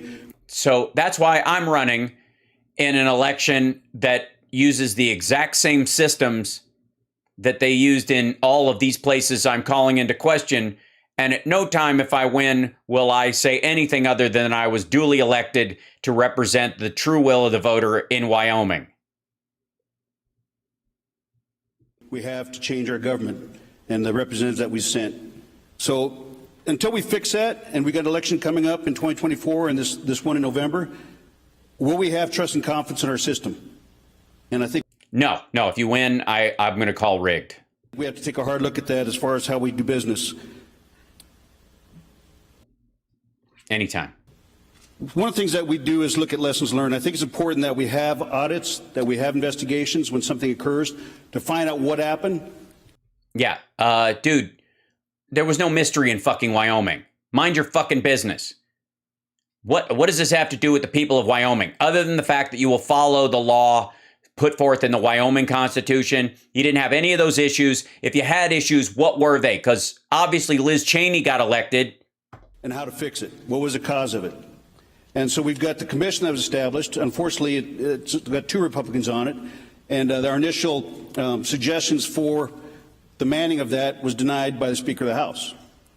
So, you talk about equal treatment, we got to start there. Yes, Wyoming's fucked. You're right. You guys have to get your shit together. I think we should go back to calling you a territory. I don't think you qualify as a state. Call us when you have over 1 million people. Thank you, Colonel Knapp. Ms. Hageman? Yeah, I think that this is an example of how the press and certain people have obsessed over January 6th, because now we've had 2 questions in this debate, and they've both been focused on that. Yeah, it's amazing. It's almost as if it's entirely what I am running on against Ms. Cheney. Oops, I went back to that. Sorry. I've traveled over 30,000 miles around the state of Wyoming since I started this. I'm the only one up here who's actually been out there campaigning in the state of Wyoming to that extent in meeting with Yes, because you had to. Also, it was the same mile over and over again. The people. The only time that the J6 situation ever comes up is when people talk about how unfair this entire committee is. They're terribly concerned about the lack of due process. They're concerned about the fact that there's no ability to confront or cross-examine witnesses, and they You're talking about Bill Stepien now, aren't you? also recognize with these hearings that you might have 15 hours of videotaped depositions and the committee shows 13 seconds of something or 2.5 minutes of something. What people are concerned about in terms of the J6 committee is it's just totally unfair and so contrary to everything that our country stands for.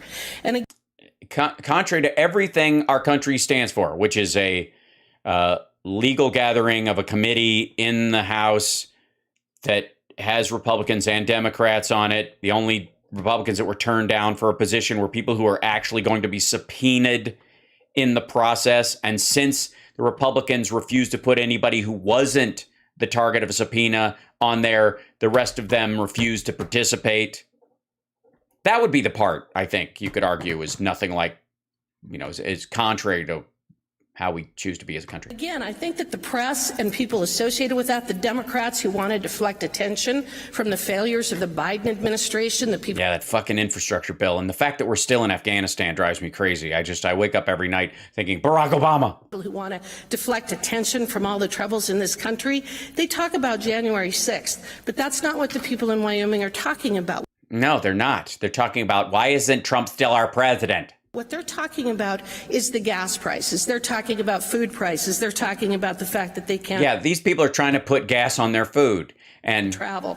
In addition to which, we have serious questions about the 2020 election. Oh, fuck me.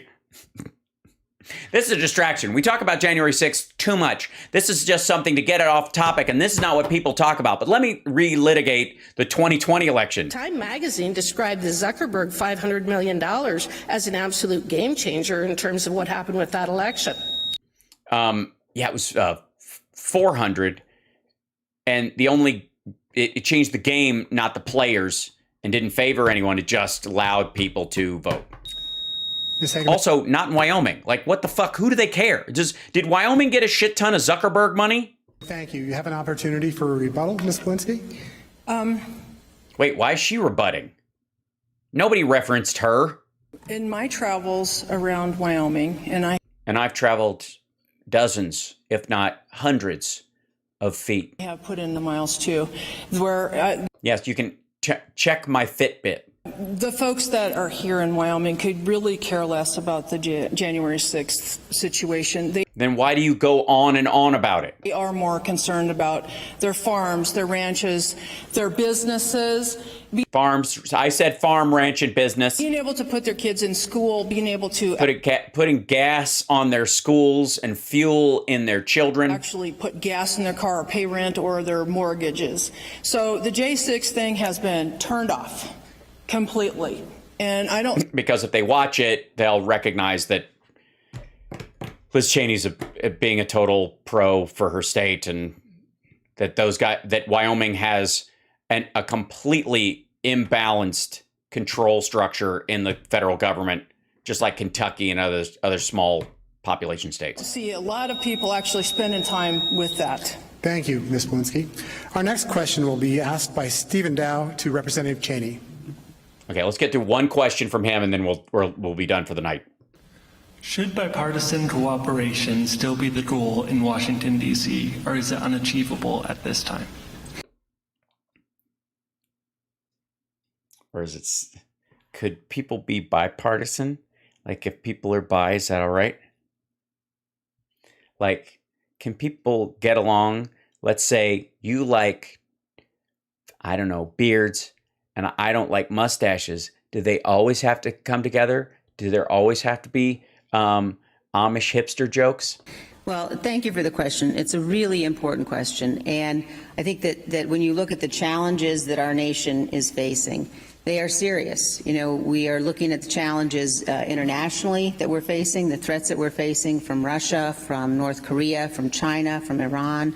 We're looking at the challenges that we face here at home, the economic challenges, the policies of the Biden administration, which certainly are causing inflation that is higher than we've seen in 40 years, the kind of energy policies and tax policies that we know are hurting our families, we know are hurting our communities. We also, though, have a toxicity and a vitriol that is absolutely tearing our country apart. And I think we've got to elect serious leaders. We have to elect leaders. That's the poke. That's where her attack's going to come from. Serious leaders. The message is, I'm a serious person. These people are not serious. It's the best I can do without going, seriously? Serious. Wyoming. Seriously? Look at these assholes. Seriously? Who will take their oath of office seriously, who will abide by their oath of office. We have to elect leaders who won't simply say what they think people want to hear. And I think in this country today, there are some people who have been betrayed. There are some people who may actually believe the election was stolen, despite the fact that... Yes, there's people who are just selling that bullshit, but then there are also lunatics who actually, on either side of me, actually, that buy this bullshit. And that's okay, but they're not serious people. In each case, and the audits that have been mentioned up here, for example, Georgia was mentioned. In each case, the Republican officials from those states have made clear that the audits and the recounts were done, the courts decided, but we need to be clear that we're going to abide by the rulings of the courts and that we're a nation of laws. Thank you, Representative Cheney. Senator Bouchard? Bipartisan is gay. You know, if you followed my races, you'll see that they were pretty brutal. I mean, you've seen the liberal Republicans come after me. The liberal Republicans. Yeah, that's a fun phrase. The liberal Republicans. And running a primary, and then you'll see the Democrats came after me and spent 3 times as much money. And it was conservative Republicans that voted for me. Okay, so you're telling everyone that you only get a third of the vote in the state. Winning strategy, fuck it, not. And when you go to do the job, that's how I vote. I vote for, you dance with the one that brung you. You leave the dance with the one that, whatever the fuck that phrase is. That's why I have a conservative voting thing. I'd fuck those people. Fuck the liberals, conservatives, the liberal Republicans, and the Democrats. I'm a representative of the group that elected me, not any of the voters that voted against me. If I get in there, fuck you guys. That's the 5 years of a record with American Conservative Union, and I get an award every year for those. Yeah, in a sea of possible candidates, almost a baker's dozen. I heard someone say. Everybody wants to say, "Oh, we all got to get along," and it's all about bipartisanship. No, it's not. Not in Wyoming. It's not. We got less than 1 million people and 2 senators. What the fuck do we care? We don't give a shit. We don't even have to act like Americans. Fuck these people. The people that elected me are the ones I listen to. I am bought by their votes. If you didn't vote for me, then I will not do anything to help you. Wanted me to go do a job in the Senate. And it's and I do understand that the other side doesn't like my voting record because they want me to vote more liberal.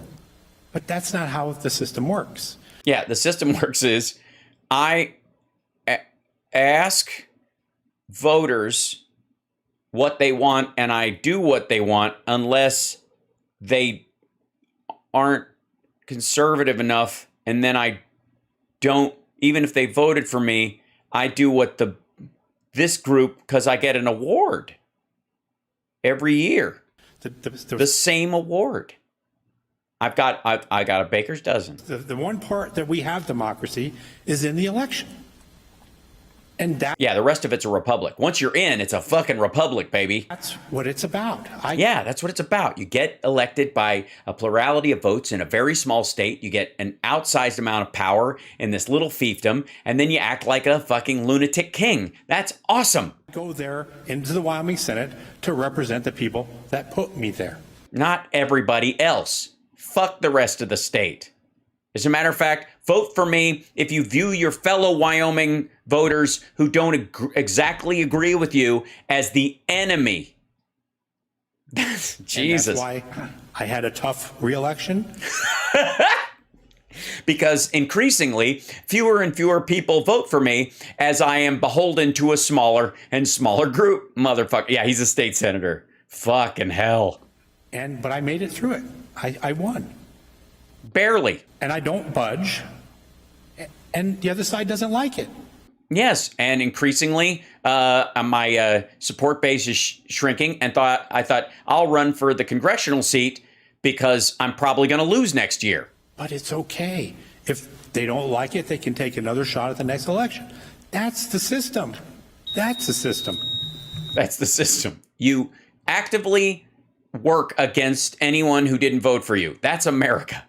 Thank you, Senator Bouchard. Colonel Knapp?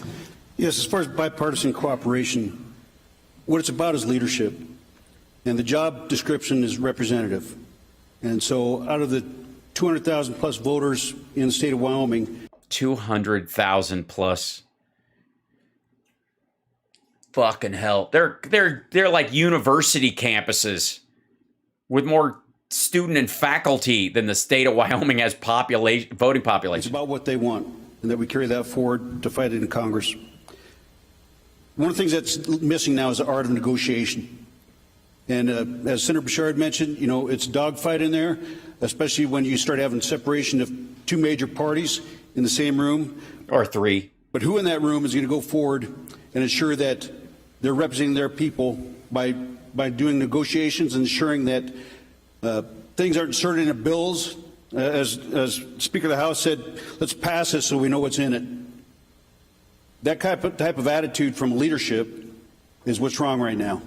Yeah, she didn't say that. This is not what they're doing. Liz Cheney didn't, you got to run against her, dummy. It drives division between our lawmakers and their opportunities to go and work together for the benefit of people. And that's something that's lost right now. This idea of rhino, which, you know, I think all of us have probably called it sometime. I've been a Republican, you know, not a Republican in name only. I've been asked about Frontier Republican. I said, I don't know what that is.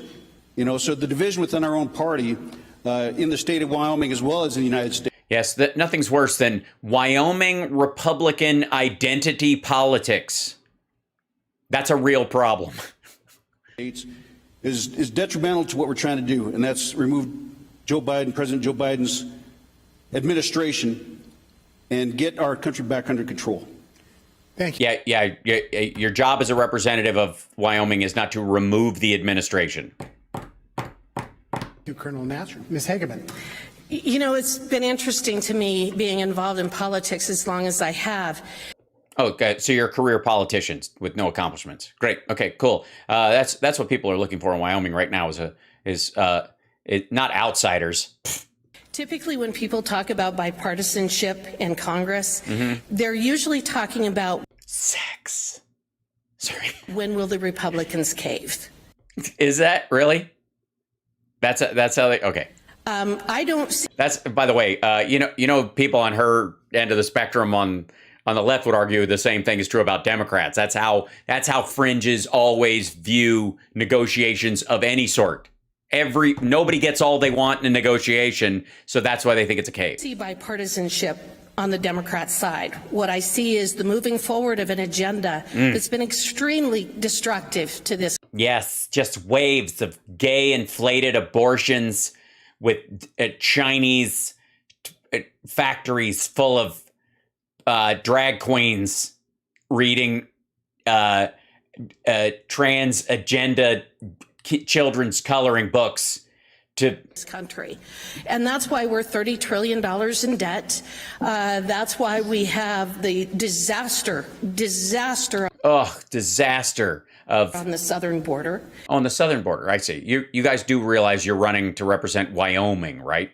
It's why we are seen as being very weak on the international stage. Yeah, we're not. Actually, we're the single biggest contributor to Ukraine's defense currently because all of our shit is not only works, but our soldiers and our officers that train them are totally professional, know what they're doing.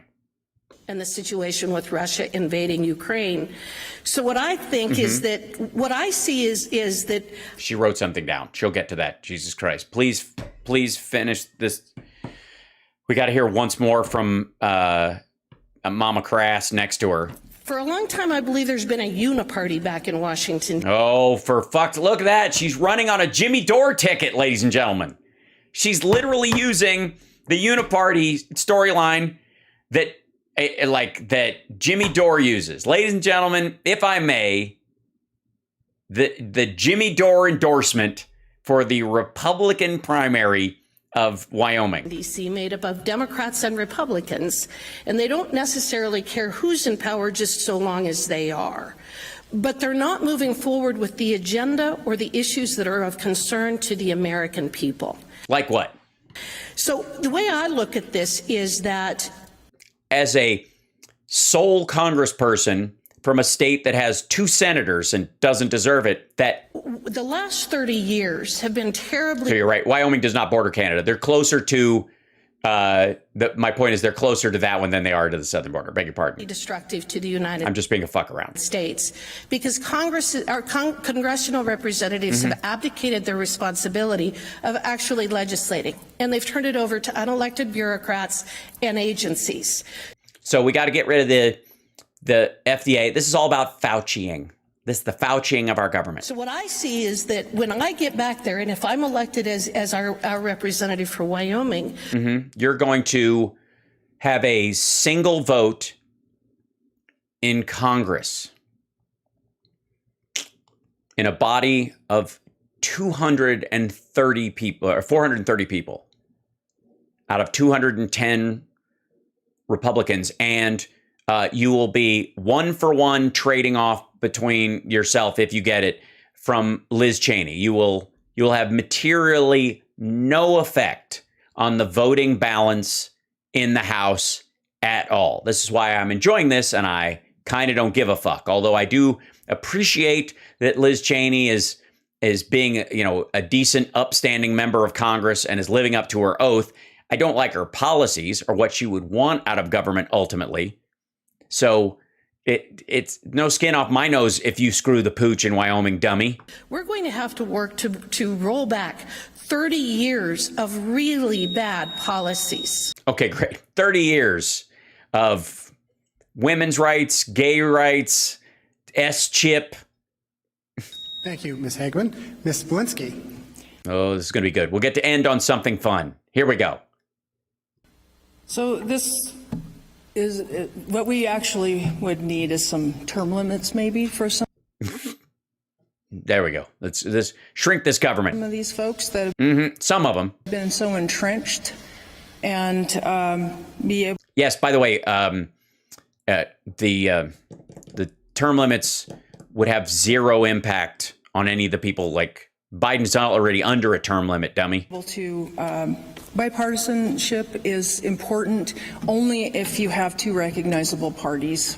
Yes, that's true. We do have the Democratic Party, which has a broad, diverse coalition of people, and oftentimes will fight tooth and nail about issues or whatever. But at least the idea is structurally that everybody wants to move forward with the same platform, and then they have you fucking lunatics. By the way, so in speaking even with Democrats in my travels, people are willing, but yet they're kind of stuck.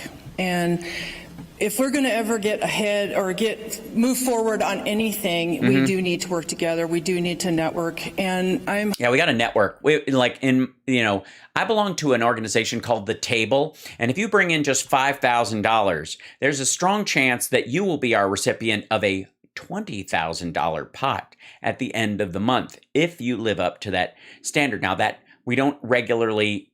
Now, since Ethel left the state, we haven't done the monthly pot, but the money is still coming in.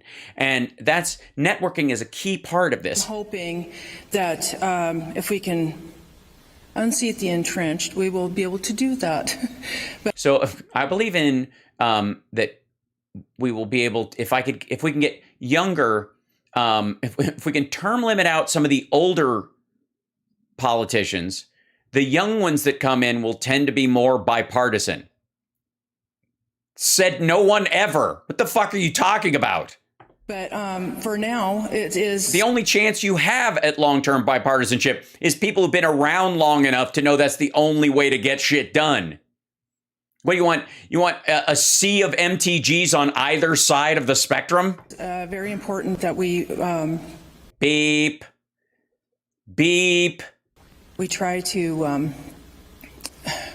Yeah, take your time. We'll wait. Bless her heart, but what the fuck? I think the institution of a gong would be a great idea.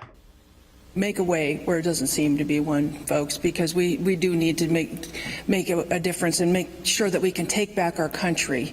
And it's not... Yeah, good. Throw in take back our country. In a conversation about bipartisanship, I think it's important to say take back our country. When in doubt, fall back on bumper stickers. Happening by what's going on right now, all the distractions, all the things that people are really concerned about are being shoved under the carpet, and we need to have those addressed immediately. Thank you. Yeah, immediately. And if we have to do bipartisan solutions to do that, I say absolutely not. Let's work on term limits. Fuck me. We could do this is an hour. There's another hour of this shit. If we skip to the end, I'm just afraid that the people asking questions are going to be stabbing their eyes out with pencils. Fuck.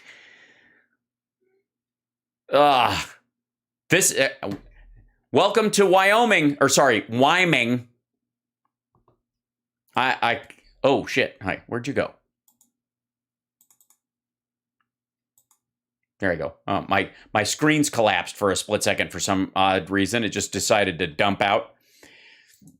There's all this weird stuff when they Anyways, you're watching HAL Sparks Mega Worldwide. Normally I do long form stuff of clips posted. In this particular instance, the U.S. House of Representatives GOP Republican debate in Wyoming is an hour and a half long. We don't need to watch all of it. We got a grip on who's running and who's wasting people's time. And you've got two viable candidates in this situation, Liz Cheney and Trump's choice, Hageman, who I guess has is polling higher. Will she win in the fall? I got to say, I doubt it. Too much between here and there, and I think there's a very strong chance that Wyoming Democrats who don't have a shot at getting a Democrat in that seat are going to come out for Liz Cheney because at least they can count on her to follow her oath.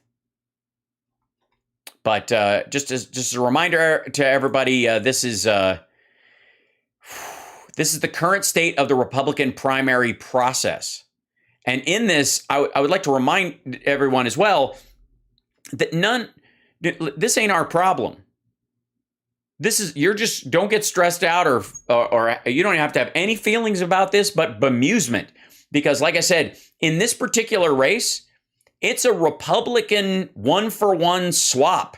And if they want to waste all their fucking money and effort, and if Trump wants to go on the warpath to oust Liz Cheney, she's going to run for senator later anyways, or even fucking governor. If she gets ditched out and this moron gets in there, Hageman's going to be the next MTG. She's going to embarrass the state, and then eventually all will be forgotten because the Cheney legacy and blah, blah, blah, and she'll end up running the fucking joint. It's like, I'm not invested in these fuckers working it out for themselves. And the January 6th committee will be done with what it's doing and Liz Cheney's part in it well before the election. So it's not like they're going to be able to, run interference. I think arguably the only reason they're doing this, why the Republican GOP, the Republican Wyoming GOP party, party structure in the state, whatever their convention group is, the reason that they sanctioned her and they're pushing back is because they're getting pressure from Trump and they don't get that much money anyways. And essentially they just need to make Cheney's summer and fall a pain in the ass during the committee. This is about interfering with what they think by giving her a campaign she actually has to work on. They could slow down and mess with the committee hearing. This is their running interference. It's not because they actually think any of these people are qualified. Liz has presidential potential. Oh yeah, believe me. Wait till she runs as the Hillary of the right. If you want to be able to watch in stark relief the bullshittery of 2015, 2016 amongst the Bernie bros and the party infighting on Democrat side that eventually capsized Hillary Clinton's battle against Donald Trump to win the White House. If you want to see what that was like from a removed point of view, from a bird's eye view, then you'll get your shot. Because at some point, Liz Cheney's going to run for statewide or nationwide office, and you're going to watch her party, the maggot crowd, taking the Bernie bro role in this and drive her up as the most hated member. And one of the things that's hated about her is that there's actually Democrats that like her. In the same way that progressives hated Hillary because there were Republicans that said they had respect for her, that kind of shit. So therefore she's a warmonger, right? Same shit. Yes, Hillary won by 3 million votes. But the point is, you will be able to see what that looked like from the other side of the aisle and how fucking ridiculous it was. Yeah, the misogyny part, it won't be so much because the Republicans have that anyways. We've talked about it many times, but Sarah Palin, 70% favorability rating when she was McCain's running mate, 20% electability rating, actually contributing to Obama's win because Republicans didn't like the fact that McCain was old, and if he died, a woman would be in charge, no matter how popular or puppetable they think she is. We do have the anti-Liz. We have a lot of them. Oh, thank you, Kale Link, for reminding me. Trade, thank you for the gifted subs. That's awesome. Thank you guys. Level 2 hype train. We're almost there. We're almost there right as I finish the show. It's right there. You can do it. Bits, subscriptions, anything on Twitch that helps us out. It's great. It's exciting. We're this close. We got 3 minutes, so it'll be plenty of time. I think you can do it. 4%. We got 6% left over. We're getting close. I wish I need a hype train like bar that goes up that's on the screen. There's got to be somebody point me to a YouTube video that shows me where to do that. I've been looking for one. Hey, we made it. Look at that. Yay. Hype train. Thank you, 250, for that. Appreciate you guys for your support. Thank you guys for thanks, Wendy, for subscribing on YouTube. Thanks to everybody who subscribes. Everybody on Facebook, thank you guys for being with us and driving those page numbers up. It's been really beautiful to watch. I know it takes more work to have you guys in the chat because you get more trolls than anywhere else. It's that Zuckerberg thing where he's so left-leaning, he's gone all the way around. And you're right. Hal, I'm the Howard Stern of the anti-Trump clan. Oh, that's very sweet. I appreciate that. I think. Although I would say that isn't Trump isn't Howard Stern the Howard Stern of the anti-Trump clan? Yeah. What's a hype train? Doc, that's on Twitch. When people give bits and support the show or subscribe and they do a bunch of it, it builds to what's called a hype train because people are like these things pop up and you get a bunch of them happening. Once that reaches a certain level, there's 5 levels to it. So if you can get it rolling and people contribute to the show, gamers use it a lot and it's really fun as a way of like getting people to support the show and the like. I don't use stuff nearly as much as they do. I'm certainly on so many fronts, no Hassan when it comes to that stuff, but I'm learning piece by piece. Hal, Monday show. Now, yes, there'll be a special Monday show, morning show, no afternoon show, because it's a holiday. So I will be doing my Monday morning show on the 4th. And then I will leave everybody to have the rest, if that's cool. The PayPal code isn't being recognized. It might be too small. Hold on. Let me see if I can do this real quick. How about...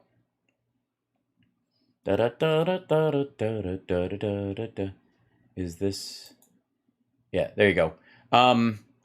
The Venmo one will work. I apologize. I'll work on that. It should work. I'll check it. That's the one it gave me. It's the tip thing. It's worked for some people. Anyways, so I appreciate you guys. I will have a Monday show. Okay, so Sunday, 5 p.m. Pacific, I'm doing a show at Flappers, and we're going to live stream it. So if you're a Patreon, I will stream it to my Patreon, and if you're not, then there will be tickets for sale through a link. I'll post it today. And what else? Oh, and then Sunday night, I'm doing the Dirty Show at the Improv Lab. And then right after I finish both of those shows, I get in my car and drive back to Vegas. I know we're almost to 40,000 subscribers on YouTube, so if you feel like subscribing, that would really help us out. We're shooting for that 100K button. It can happen. I believe it. I have acknowledged Canada Day, Tim, online, but on Twitter, I've done my duty there. But as because we shot Queer as Folk in Toronto, I consider myself a Canadian by injection, and I would like to say to my Canadian brethren and sistren, I appreciate you guys. You're a lot of fun. You're very sweet. I prefer to see concerts with you because you can still have a good time and you're not overrun with cool. Also, Toronto is lovely, and I enjoy the brutal winters.